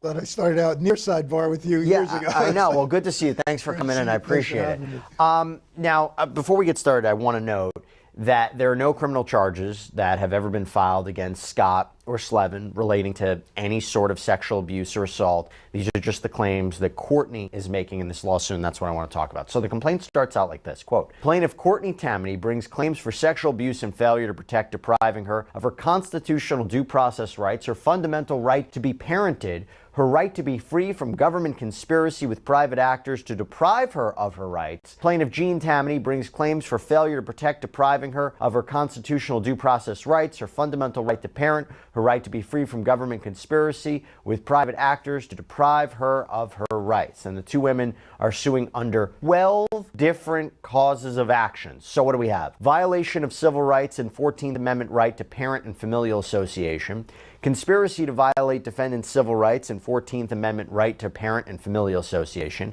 violation of civil rights under due process and equal protection, conspiracy to violate civil rights under due process and equal protection, assault and battery, incestuous abuse, intentional infliction of emotional distress, negligent infliction of emotional distress, breach of parental duty, false imprisonment, invasion of privacy, and transportation of minors to engage in illicit sexual conduct.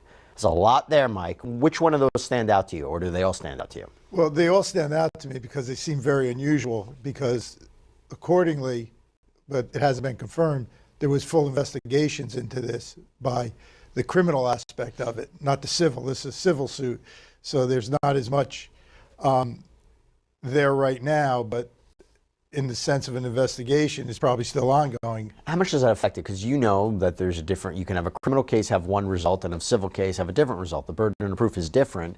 It doesn't necessarily preclude or bar her from bringing a lawsuit, right? No, not at all. I mean, it's beyond a reasonable doubt for a criminal case, and it's just a preponderance of the evidence, which is like over 50% of the evidence in their favor.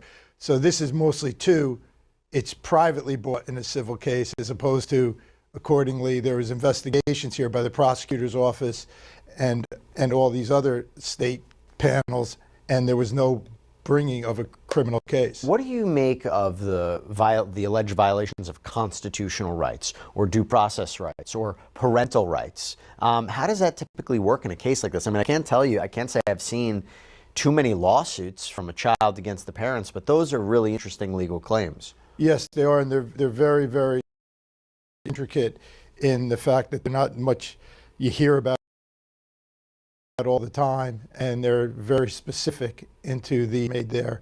But I also believe if there was a full investigation by the government, it's much more difficult to bring those kind of claims against the government. However, as to the individuals, you just don't have the higher standard of proof, so it's easier civilly than criminally. And it's interesting when you look at like intentional infliction of emotional distress or negligence. Sometimes those are, overarching kind of claim, different conduct or alleged conduct. So according to Father Scott, now we're going to get into the allegations, and it's difficult because there's really no evidence, unless Courtney can come up with some physical evidence of victims. A lot of this is going to be hearsay. A lot of it will be, or I don't know necessarily if it'll be hearsay or it'll just be, hearsay, because it'll be nothing that's provable. Excuse me.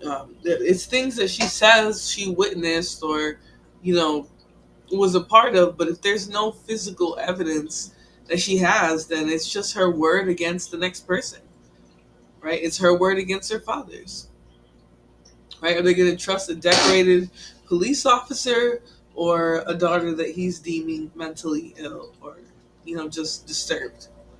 Let's continue, though. Her room one night when she was very young, around ages 3 or 4, and assaulted her in her bed. And she says her mother was out of town. She claims the abuse continued, with Scott allegedly cornering her in the shower of the home's basement. According to the lawsuit, quote, defendant father threatened to beat plaintiff Courtney Tammany and MT if they told anyone. Plaintiff Courtney Tammany has specific recall of MT crying a lot. MT told plaintiff Courtney Tammany what he would do with her in the shower, and plaintiff Courtney Tammany believes her because he did the same thing to plaintiff Courtney Tammany. Plaintiff Courtney Tammany has recollection of defendant father forcing her and her sisters to take pills which would cause her to get dizzy and then lose consciousness. Plaintiff Courtney Tammany recalls defendant father giving her an empty orange juice before bedtime and giving them pills, or sometimes putting pills into the juice.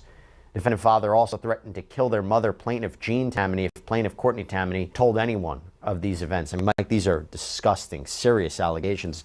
And I think on one hand, you wonder, would a daughter, just make all of this up against her father unless there was something here? He hasn't been found liable, he's entitled to a defense. But at the same time, if she goes on the stand, if this is allowed to proceed to trial and survives, let's say, a motion to dismiss, and she just recounts that, and there might not be documentary proof, text messages, videos, anything like that. If she says, I will explain to you what happened when I was a child, can that be enough to secure her a win in front of a jury?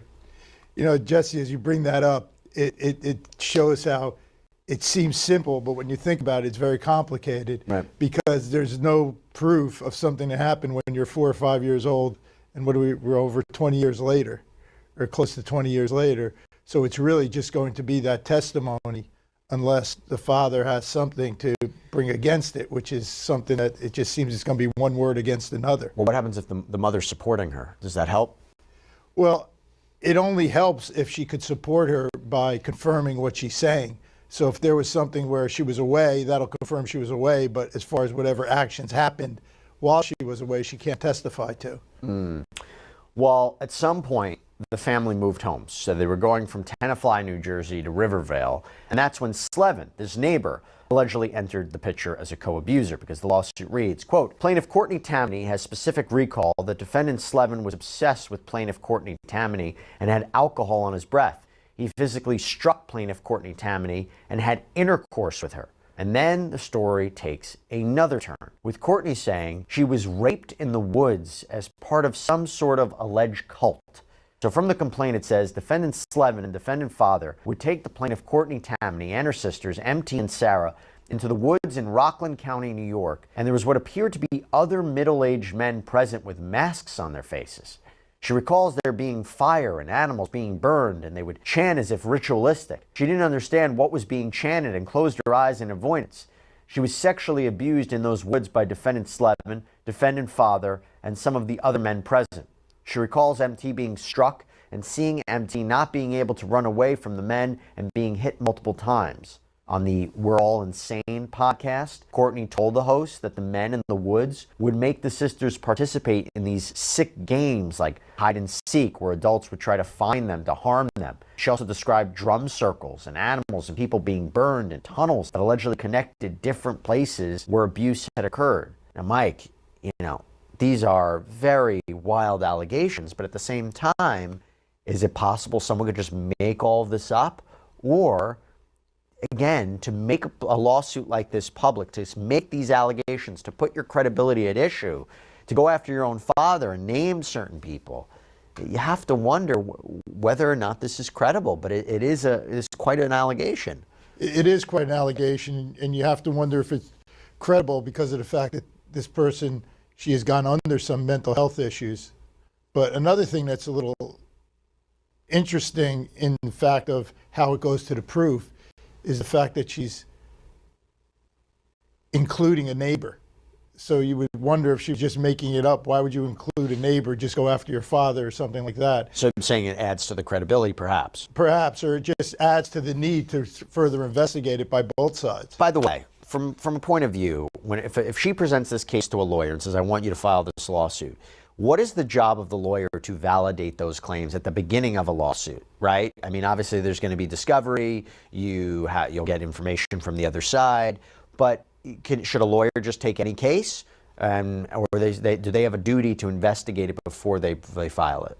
Well, I don't believe a lawyer should take any case. You should have to have some, you have some ethical obligations to see if there's credibility to move forward. We can't predict where it's going to go, but you need to look at it and say, is there something here that could lead to further investigations and things of that nature? So there has to be some credibility. Doesn't necessarily mean there is, because some lawyers just will take any case, but you need some credibility to file it. And this is important to know too. So Courtney claims that she suppressed these memories of her sexual abuse, but allegedly had health problems and eventually saw a doctor for it. Quote, the recall of abuse was released when plaintiff Courtney Tammany was suffering vaginal pain and examined by a doctor who made inquiry about sexual abuse.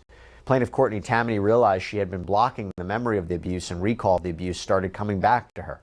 She realized that she had been suppressing the recall of the abuse for years.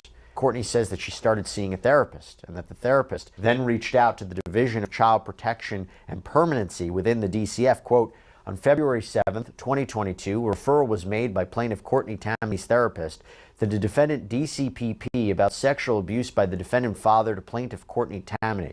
Plaintiff Courtney Tammany, then age 17, shared her recalls with her therapist, and a report was made.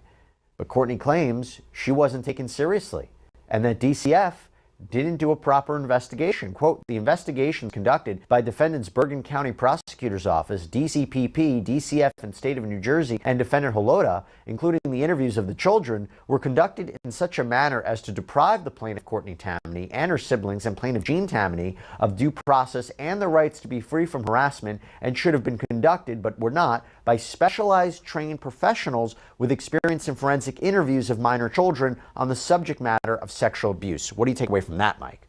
I find that not to be very credible, quite frankly, because, I'm a former prosecutor. I'm familiar with the Bergen County Prosecutor's Office and all the prosecutor's offices in the state of New Jersey. And to say that they didn't do an investigation or a proper investigation is very difficult, because every prosecutor's office has a. And this is where biases can get in the way of justice, right? This is where biases can get in the way of justice. When children who are trafficked, and specifically children who are in, it's difficult because she's not necessarily a child who is in DCF custody or has DCF interference. yet she's bringing up these things that would imply that you do need, DCF interference. But she did all the right things. She reported this to a therapist. There was some training on the therapist's part that was able to help her recall the memories and tell the police officers what happened and things like that. But again, if forensic interviewing is a very specific process, when people go through trauma like this, there's a way to speak to them, right? The people who deal with these types of traumatized individuals have to have specific training. So yeah, I don't think it's necessarily speaking against the prosecutor to say that things weren't handled properly, right? This is where the bias of individuals comes in and can make it difficult for people to get justice, right? If this case was forwarded to DCF and they started mishandling it because of who was involved, right? The fact that she is the police officer's daughter, all of that, all those alarms would be rung early on in this case. So I think, honestly, there's validity behind this girl's story, from my opinion. I think we have to see more. We have to hear what evidence that they have. I would love to hear this trial, just saying, right? Because I'm sure this trial is going to be insane. Even though, obviously she's going the civil route, I think it's going to be insane just to see or hear the evidence that she has in this case. But I don't think it's wrong, or I don't think she's necessarily speaking against the prosecutor by saying that she and her family were mishandled. All right, let's continue. Child Victim Sex Crimes Unit. They have a sex crimes unit that specializes in that to go further and to do investigations. So I think that's, while it may be an allegation, I think it's a difficult allegation to back up. If in fact it was reported to them and reported properly, I'm sure they did an investigation. And also we got to also look at the fact her father was chief of police in Leonia. Well, doesn't that work for her benefit? Like, couldn't she make the argument there was a cover up to protect him? That's always an argument that could be made, but I also think there's also an argument to be made for the other side of the investigation, saying what prosecutor's office is going to want to allow someone to be a chief of police if he's violating these sexual kind of things. That's 100% true. And this is something where if you're doing this, you have some mental disability. Let me ask you this. Is it possible that there's a gray area where there was an investigation, but they looked into it and they couldn't corroborate anything, and Courtney and her mother are just dissatisfied with the results, and maybe there's not an appreciation for what was required or was not required for such an investigation, and they might just be dissatisfied that there was nothing further and there's really nothing there for them to sue on. I mean, that's a possibility too. I think that's a strong possibility. I think that's a good point, because two is just because it didn't reach a criminal standard to go further, there's a less standard in the civil case. So that's up to them what they want to do. And you're also not having anybody other than your lawyer really verifying if you have a good way to go forward. Let me add something to this. So Courtney had claimed to have flown down to Florida with her older sister, Sarah, to be examined by a Dr. Stephen N. Gold. So as part of his assessment, he wrote, according to the lawsuit, "In conclusion, it is my professional opinion to a reasonable degree of psychological certainty that the abuse described by CT and ST occurred. Their accounts are highly consistent with both the psychological research literature on childhood sexual abuse and my own clinical experience assessing and treating hundreds of adult survivors of childhood abuse over the last 4 decades. In addition, it is my professional opinion that to place MT in her father's custody would put her at serious risk for abuse, and that to force MT to participate reunification at this point in time, even under supervision, would in all likelihood backfire, fostering antipathy and diminishing the likelihood of MT establishing an amicable relationship with her father once she reaches adulthood." And another well-known child abuse pediatrician, Dr. Randall C. Alexander, reportedly agreed with Dr. Gold's analysis, according to the complaint. And the lawsuit went on to list out the harm that Courtney has suffered because of her father and Slevin's alleged abuse. And this list is quite long. But wow, so she has psychologists, doctors. They're agreeing that what she went through was real. right? What they're going to do with this information, I think we'll probably find out way down the line. As for Courtney, I pray that she is healing from this. The fact that she's speaking out is a very brave thing. Um, but it's hard with cases like this because the sensationalism makes people believe like, no, that's crazy, there's no way. But if that was the horror that she was living, who are we to tell her that it wasn't real, right? All right, let's continue on. This time we're going to talk about Grace Jennings. All right, Grace Jennings is a young woman who was just deleted in a very brutal way by some people that she knew, or she thought she knew at least, who she really didn't know well. All right, she didn't know them well at all. Let's continue though. On a Saturday afternoon in October 2022, officers from the Santa Fe Police Department found 21-year-old Grace Jennings stabbed to death by a large sword in the garage of a house on Jaguar Drive. It looks clear. She's right here by the door. Grace did not live in the home where she was found. She had only arrived the night before, offered an ostensibly safe place to stay the night by someone claiming to be her friend. Following the horrific discovery, 2 suspects were detained and questioned, each offering a different story. Well, I'm partially hopeful for her to be dead, but I'm also, confused. I'm scared right now. What are you scared of? Of what just happened. Eventually, the truth came out, though no one was prepared for just how strange that truth would be.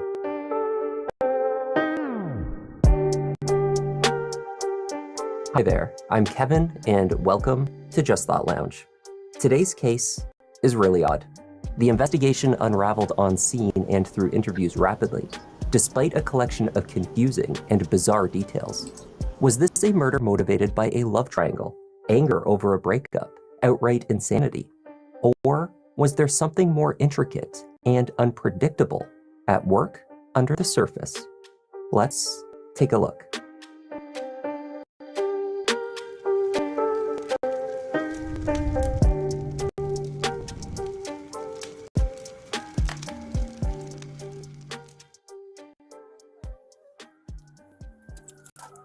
At just before 2 p.m. on Saturday, October 29th, 2022, officers from Santa Fe PD were dispatched to a home on Jaguar Drive. An emergency call had been placed by a woman who claimed that her son had just witnessed a murder at the property. Gathering at the front of the house, they then made their way along the left side of the house through a wooden gate.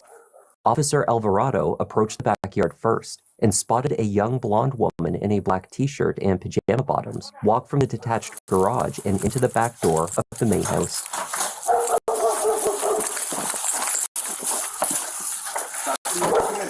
Huh? Primo walked in. Who? You get in?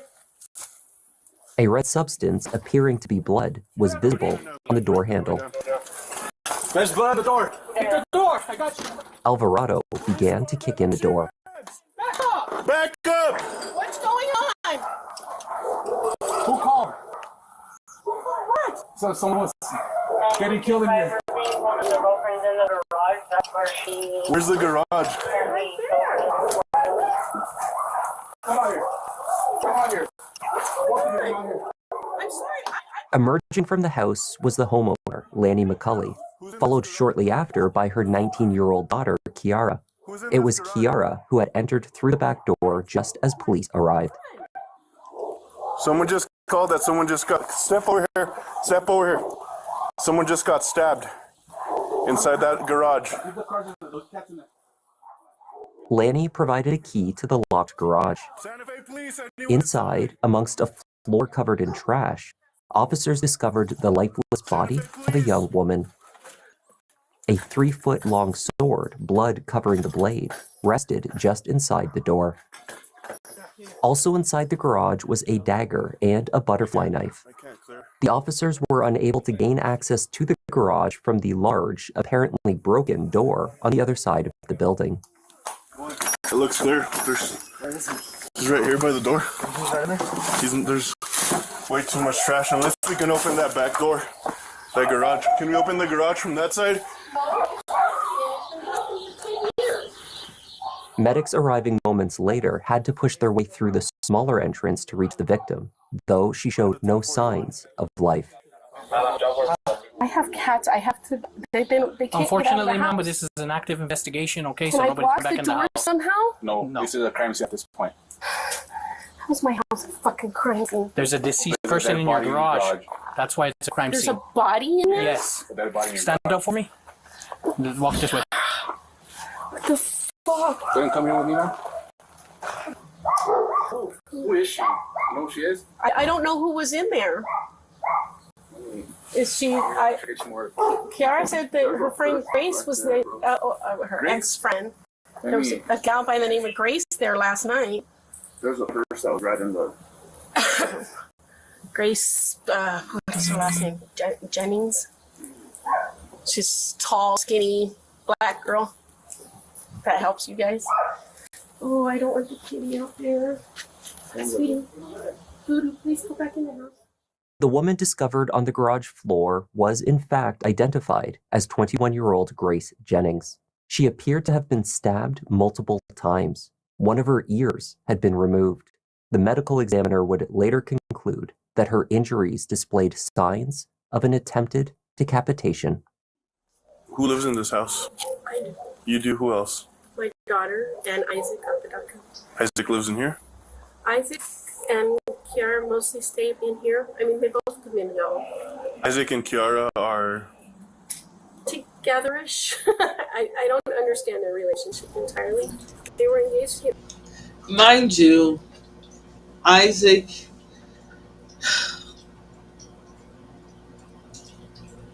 Never mind. I'm not even going to say what I was going to say because then people are going to be like, why are you making it about that? Get married at one point, so I can't invite him as my son-in-law. As Kiara was handcuffed and escorted to the police cruiser, officers noted cuts and bandages across her hands. Kiara would later state that these were from earlier that morning when she attempted to make herself something to eat and picked up the knife wrong.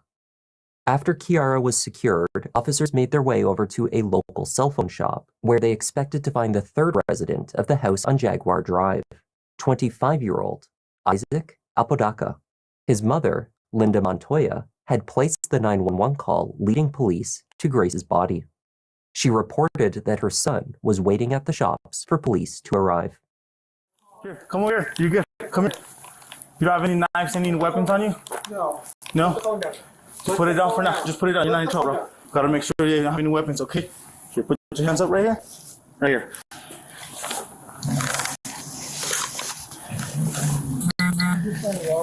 I get it. It's good, bro. Here, for now, bro, just because it looks like your girlfriend or whoever's in there is really injured. So for now, we're gonna put you under detention, okay, until we can figure this out. You're not under arrest. Okay. Isaac was escorted to a police cruiser. The owner of the cell phone shop overheard the phone conversation between Isaac and his mother, which had prompted the call to 911. What happened when he got here? Like, she just kind of tell me what's going on. He just came in, kind of shook up, kind of like even grabbing to the things. Okay, like kind of stumbling? Not really stumbling, but he was just shook up. He couldn't even talk. He didn't talk to me.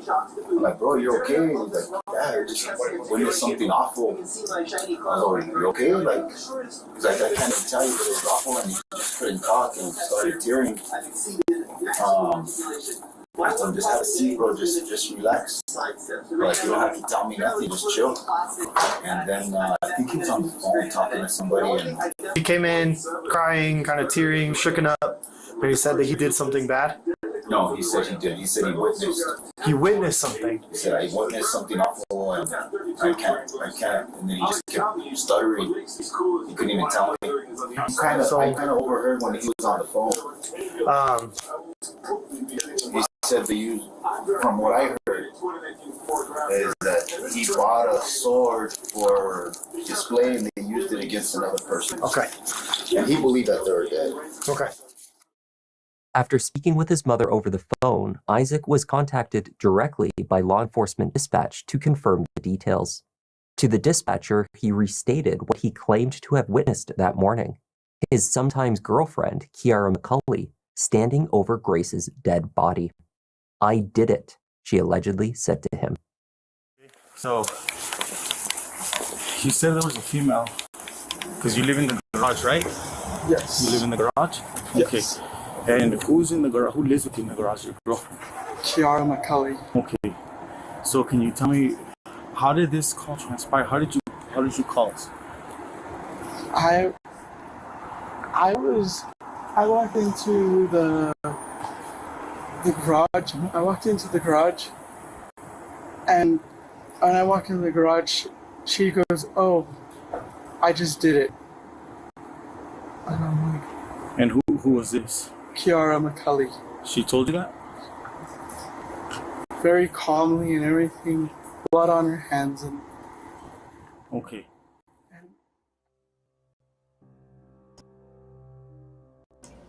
And look how 4 years. he just threw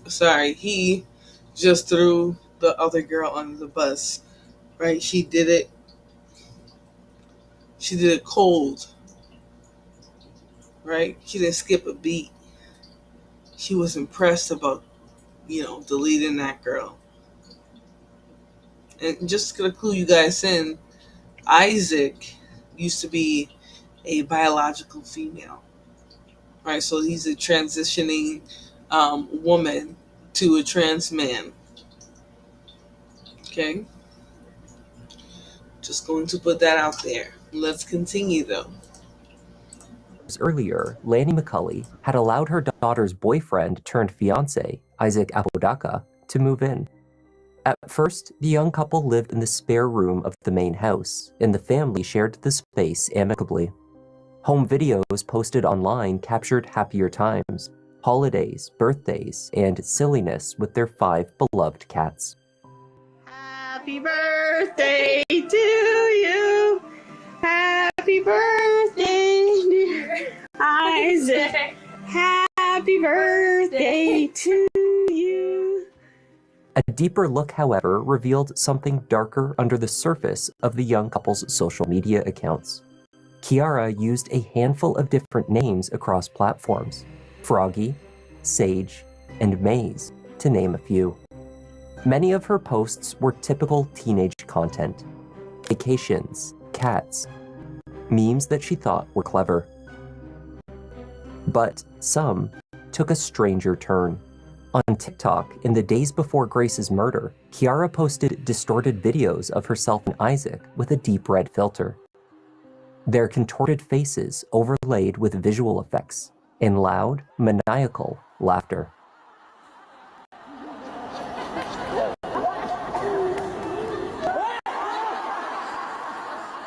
In another video, she lip-synced to audio stating, "Can we all take a moment of fucking silence to acknowledge the fact that despite the bullshit, I have yet to turn into a serial killer?" There were other signs that something was off with Kiara. An ex-boyfriend reported that she began to refer to herself as an all-powerful witch, that she intended to hex people, that she could levitate, and that she was able to predict the exact date of everyone's death. These delusions, he said, were escalating. The last time this ex-boyfriend encountered her, she threatened him. He said that Kiara was hostile towards him and said that her boyfriend could F him up in a matter of seconds. Kiara must have been referring to Isaac. Online, she referred to Isaac as her ride or die. However, despite outward appearances, there were definitely cracks forming in their relationship. Their 3-year engagement had ended in early April, following an argument that resulted in a trip to the ER, with Kiara sustaining minor injuries.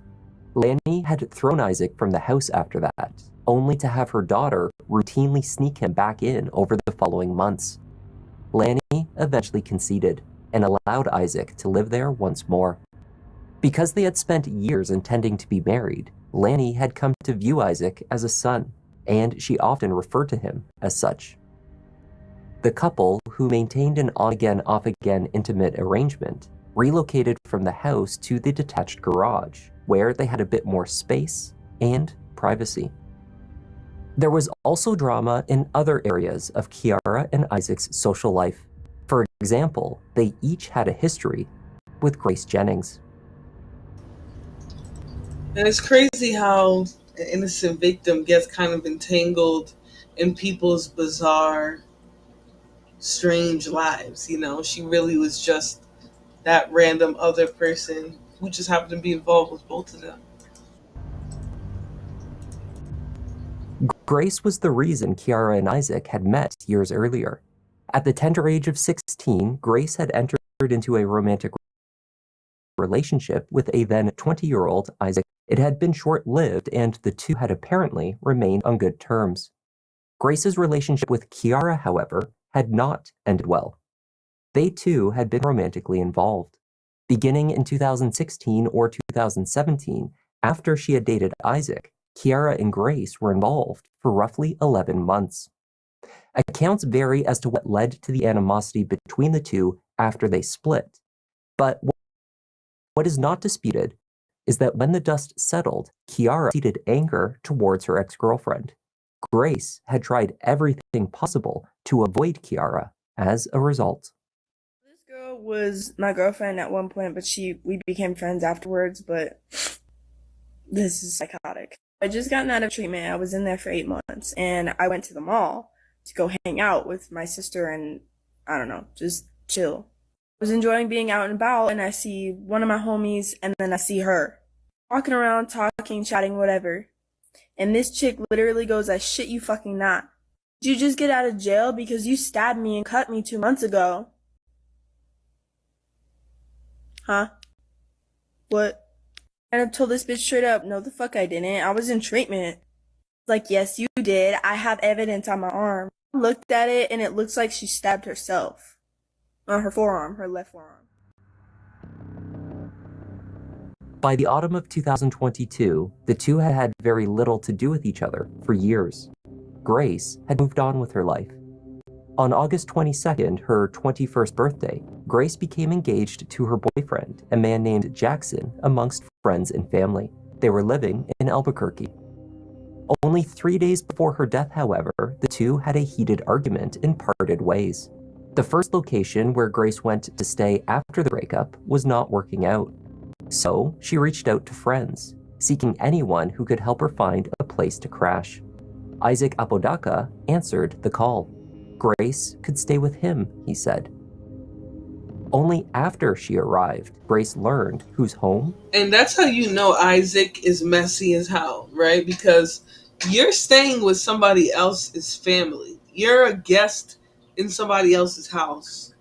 What would make you invite somebody that you know has beef with the person whose house that you're at? Now, the reason why I say have beef is because they obviously had an issue with each other, but because they weren't around each other and now she found herself in a desperate situation, it wasn't really beef like that to her anymore, right? But nonetheless, Isaac is messy because you know her and Kiara have had issues. Why would you invite her to come stay at her house?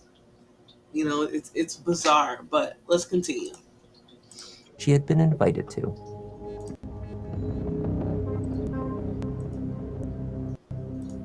Isaac Apodaca and Kiara McCulley were placed in separate interview rooms for questioning. Neither was, at that stage, under arrest for the murder of Grace Jennings. Investigators already knew that Grace had arrived at the house only the day before. She had stayed the night in the garage with both Isaac and Kiara. 12 hours after her arrival, she was dead. Isaac told the detective that the three of them slept in the same bed that night. In the morning, he claimed that Kiara had told him he had to move out. She was furious that he had invited Grace to stay. After packing some of his things, he went to the main house to use the restroom. After what he estimated could only have been 2 to 3 minutes, he returned and found Grace dead. And then I walked in back into the garage. She walks up to me and goes, I did it. With a smile on her face, and I looked at the ground and I was like,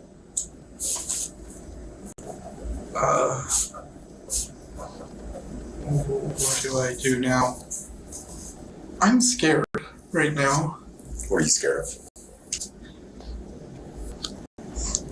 of what just happened. It's a lot to take in, I can imagine. The timeline offered by Isaac was exact. Grace had arrived at 11:32 p.m. the night before, he said. What time did you guys wake up at? What time did you wake up at? I woke up at about 7:50. 7:50 a.m.? Yes. So at what time did Kiara tell you guys had to leave? She told us we had to leave at about 8:30. Okay.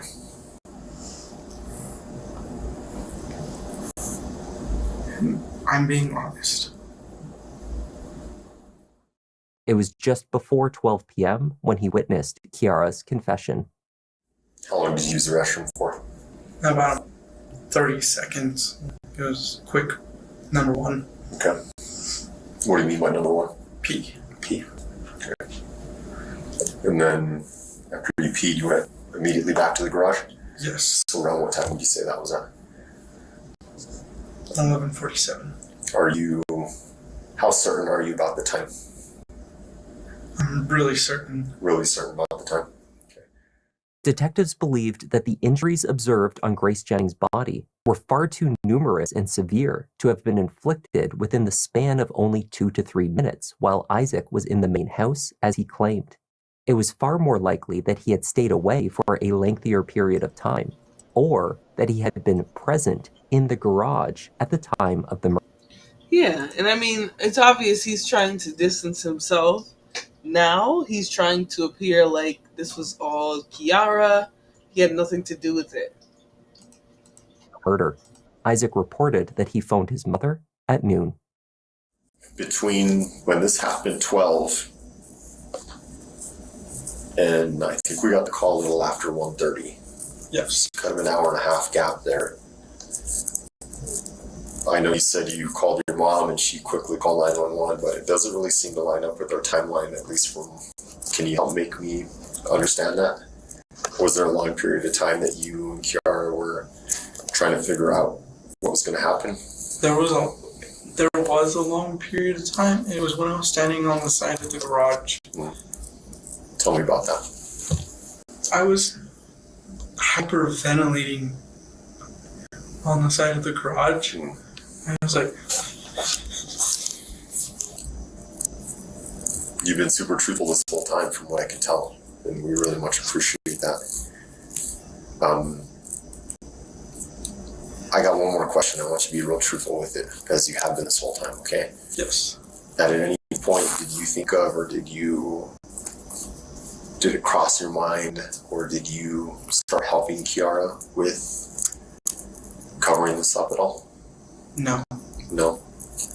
At any point, did you help Kiara injure Grace or do anything to Grace? No. No. Kiara McCulley's interview immediately took an unexpected turn when she began to speak with a non-existent person in the room. She then helpfully explained to the detective her self-diagnosis was dissociative identity disorder, a condition previously known as multiple personality disorder. The detective was speaking with Froggy, a persona she described as her stage name. Amongst her personas was someone called Jinx, who she described as the troublemaker. Then there was Abby, who was the protective one, Jess or Jessica, who she had not seen lately, and finally, little Kiara. So, this bandita obviously watched the movie Sybil, and she thinks that she's going to fabricate personalities and try to hold one of the personalities and not herself accountable. Yeah, it doesn't want to be accountable. Kiara is a biological female. She refers to herself as she, it appears. But yeah, she definitely does not want to be held accountable. people who have those dissociative identity disorder, which is originally what she tries to go and say that she's mentally ill, right? They're not aware of all the different personalities. They don't switch them on and off like a remote, right? It's often a response to stress in their environment, or in general, right? Um, she tries so hard here, but it's obvious that she was well aware of what she was doing and now doesn't want to pay the consequences. So let's listen to a few more minutes of this, guys, and then I'm going to probably send you off. Now, this has been some bizarre cases, right? But everyday stuff is not always going to be these bizarre ones. We saw the girl where she says her father is a Satanist. We saw a mom selling a daughter for $400. We saw an ex being shot at dinner time, because she wanted to break up with someone. A man whose every girlfriend who ever came around him ended up deceased. Right? The everyday cases are not going to be as bizarre as all the ones that we saw here.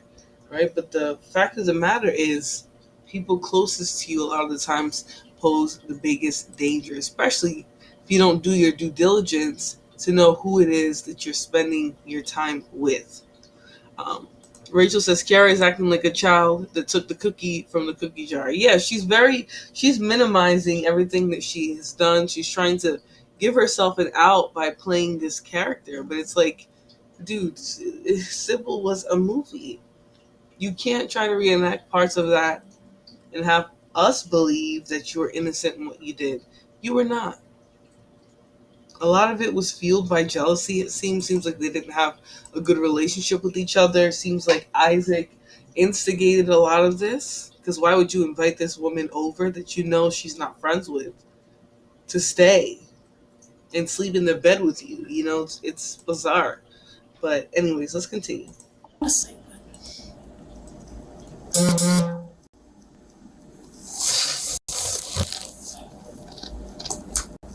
If you want blocking memories from me again. Sorry. Who are you talking to? My best guess is that I have DID, but I'm not 100% certain. What's DID? Dissociative identity disorder. One personality that I haven't seen in a long time. Like, I haven't communicated with her. It's her name was Jess. Jessica, but you always called her Jess. Any other personalities? There's the little version of me, which actually responds to my biological name, my government name, which is very dangerous for her, and I don't want her to get hurt. None of us do. She responds to Kiara? Yeah. Kiara, or Froggy, told the detective about her past with Grace. She claimed that a video was produced in 2016, when she was 14 years old, that showed her being assaulted by multiple men, while Grace stood off to the side of the screen collecting money. Santa Fe police... I just don't believe that. I think the fact that she's trying to paint her out to be this evil person, now that she's deceased, and we have no proof of any of this, I don't believe that. I believe this was her justification for attacking Grace. She wanted a reason to be able to do what she did. There was no real reason outside of her jealousy, right? Outside of her envy for the girl, and obviously not wanting her in her home. It's a bizarre situation that went down here. All right. Let me see. All right. We're going to do one more, guys. Just one more, because I have one that I really wanted to do. This one here about an altercation between a couple who were both under the influence. All right. Let me go ahead. So hopefully you guys are enjoying the show. This will be our last body cam that we're going to review. And this is a couple getting into an altercation The wife goes too far. Again, I'm going to post all the links, including about the story of Grace Jennings, in the description of this video if you guys are interested in watching after the video is over. All right? Do me a favor, hit the like button, share, subscribe, and I'll appreciate it. Anybody know who this is? It's your husband, Jeff? Okay. How much have you had to drink tonight? Well, too much, evidently. I thought he went inside the store and he was at me my car. It's just after 8 p.m. at a Dollar General parking lot in Jefferson County, Illinois, where a woman has just allegedly, get this, run over her husband with a car. Hello, sir. Can you hear me? County unresponsive. Looks to be head bleeding.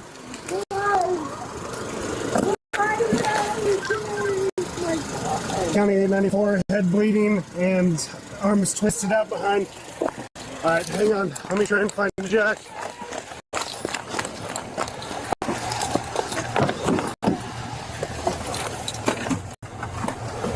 Expedite response could be possible 79. That's what I'm getting right now.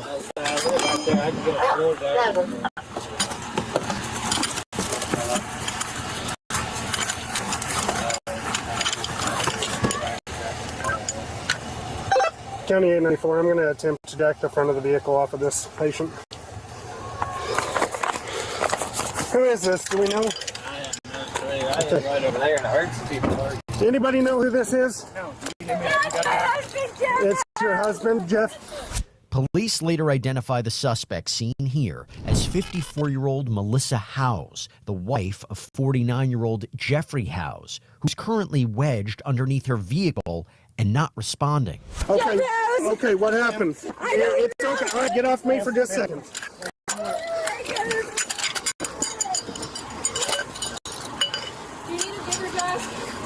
If anybody has one, that'd be great. This is the only one I got with me, but...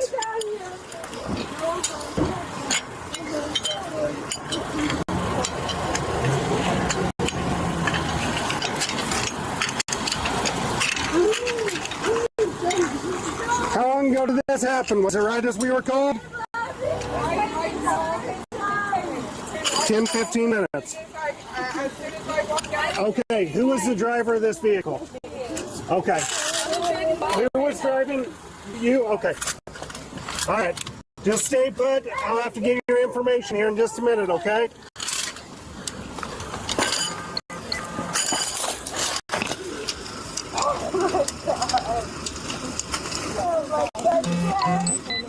One officer does his best to help the victim before medics arrive moments later. All right, here's fire here. Let them make the final decision before we jack, okay? Okay. Now the medical's on scene. All right. We're going to let them make that final decision, okay?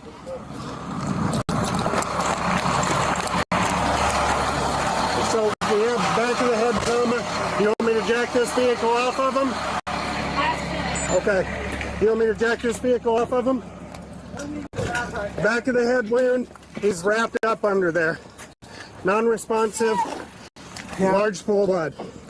Yeah, but let's not try to get off. All right. More equipment, I think. All right, we're going. We're going to go right there, okay? Make sure I don't bump him. Yep, you're good. Okay, going up. Tell me if anything starts creaking or weird.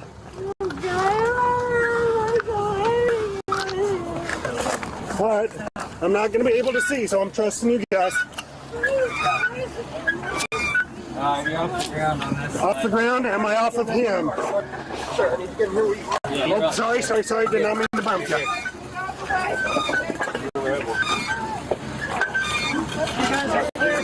Okay, all right, we're clearing him. He's off. The man is freed from underneath the car, but not out of the woods yet, as firefighters and medics work to rescue him. Meanwhile, steps away, one officer has a few questions for Melissa. What do you got? She was driving. She says that's your husband. Okay. I didn't get her name. She said Reddy's in the car. It's hysterical, but she smells pretty Okay, so DUI? I think this is the same Jeep. Matt Vernon was looking for. One of the PD guys said that they gave that plate. Okay, DUI fatal. She needs to get. We're gonna have to get blood and urine. Was she in the vehicle? And this is. So you were in the vehicle, and this is your husband. I guess. How did this occur? I don't know. I got him in my car. Okay. Okay. Ma'am, whatever you can recall, I need you to recall. I don't know what happened. I don't even know how I got it in my car. Okay. How were you guys in the store? What was the build up here? What was the lead up to this? Well, I was with a friend from work. I don't know how I got it in my car. Okay. How much have you had to drink tonight? Well, too much, evidently. Too much? And were you the only one in the vehicle at this point? Yes. Okay. Where did you leave tonight? Were you the one that was at the Frosties? No, I went to and I went. Okay, you went to Frosties and 618 Tap? Yeah. Okay, about how much did you have to drink at both of those? Well, I don't know exactly, sir, but. Okay. You know, were you by yourself while you were at the bars? Yeah, we don't even go out that much. We just go to work and go home. And I don't know how we got here. 10-4, thank you. I don't know how we got here. Okay, are you injured at all? Cream, will you keep this going? I'm going to talk to detectives. Hey guys, so this is pretty scary. Did you know that children are being diagnosed with serious conditions, actually linking height to diagonal? Question Melissa. All right, ma'am, I just need any account that you can recall. How did you get in that driver's seat today? Well, I know my husband, when we left the bar, they were arguing about me drinking too much. Your husband was at the bar with you? And did you drive away from the bar? No. Your husband drives? Yes. Okay, so how do you get here then? Well, we got here and I departed from some friends. Your friends met you here? Yeah. Please don't let me know my husband's okay. They're working on him right now still. I can't give you a status because I don't know a status. They're working on him right now, okay? I know, I'm so scared. This is a rough circumstance. That's why I'm trying to put together the accounts that happen. I don't want to work with you. I don't understand. And I understand you've told me that you've had too much to drink. I understand that. But we still need to piece together this story. I don't even drink that much. Okay. What were you drinking? What types of things were you drinking? I was drinking lemon drop martinis. Okay. And approximately how many of those? I don't really know, sir. Are we talking 3 or are we talking 12? No, it's like everybody gets caught up in the moment and they want you to They're working on him right now. They've got him. Oh. Ma'am, I can't have you grabbing on me right now. You guys didn't hear so far, right? What happened is they were at the bar. Wife starts getting sloshed. Husband is mad. He's saying, "Hun, you're getting overly drunk. You're getting overly lit. You're embarrassing us. We're in public. I don't like this. Right? What are you doing?" They end up at this location, and I believe she just ran him over when he said that.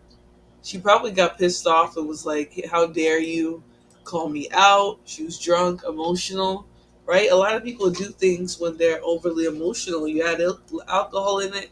Now people are now their inhibitions are lowered, and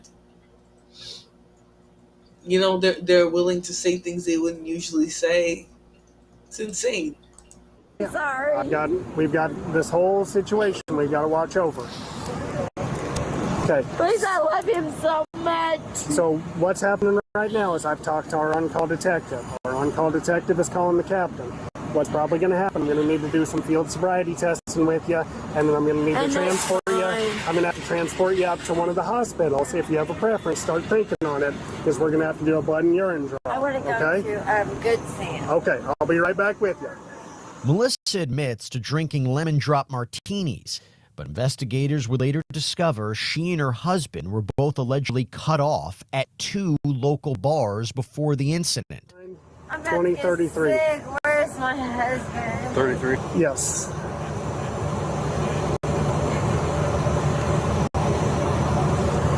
I feel really sick. Where's my husband? Okay. Pull you down. All right, so Melissa, will you consent to some field testing? I need to know how much you've had to drink. If you're sober, if you're okay to drive, if you're not. No, absolutely not. So you're not okay to drive? No. Okay, are you going to consent to some testing for me? Yeah. It's some standardized field sobriety testing. Yeah, but my husband was driving. Okay, I'm going to have you hang tight. We're going to get this going, and then I'll be right back with you, okay? Thank you. Let's get him moving, and then we'll go from there.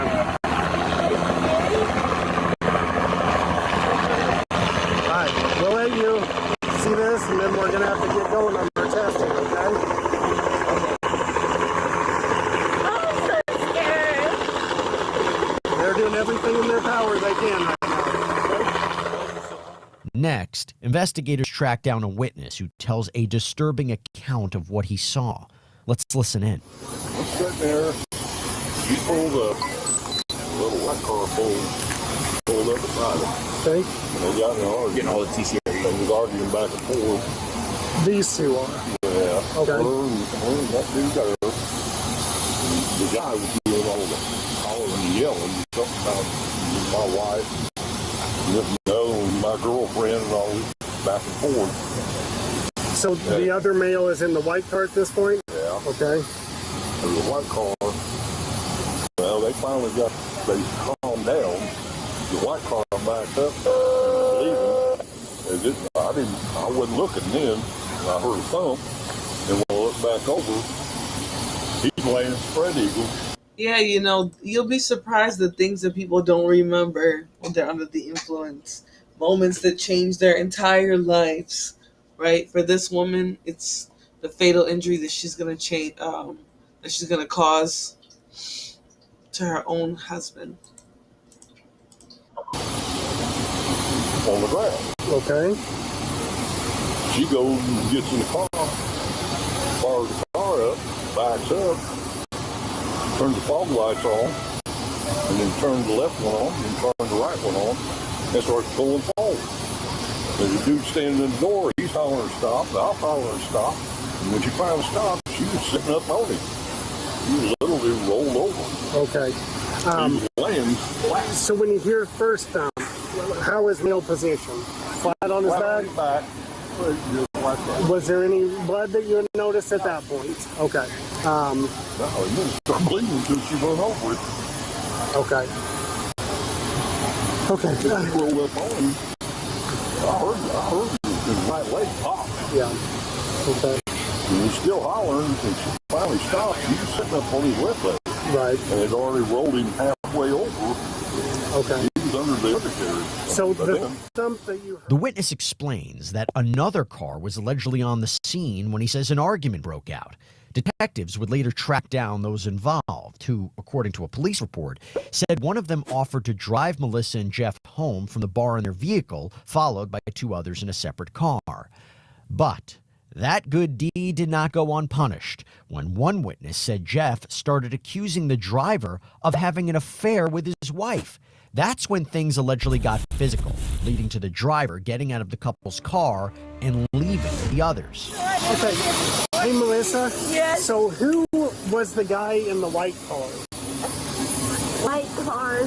He said he heard your husband and somebody else arguing. Who's your husband arguing with? Well, it sounds like they got kicked out of 2 bars. They got cut off from 2 bars, Empress. So probably a whole lot. Now, obviously, you guys can see in this case, she ends up deleting her husband. So they're trying to get all the facts and details.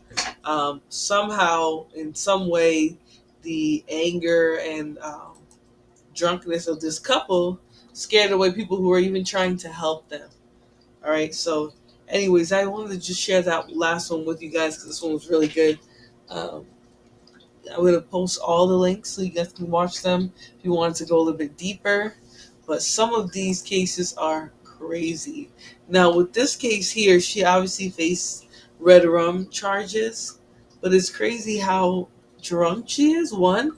So she's probably not going to remember most of this, but everything that she does remember is likely going to be fragmented memories, right? Because she's so inebriated, which I'm sure is going to torture her as well. All right, guys, I'm going to send you guys off with a young man, hold on, who, let me just, who's got swag, who's got style. Just kidding. I just thought he was funny, guys. I thought he was hilarious. Thanks, madam. Have a good night. You too, Rachel. Thank you very much for watching. But I am going to send you guys off with this silly song because this material can be very heavy, but we're not going to let that stop us from talking about it. All right, so let me play the video of this.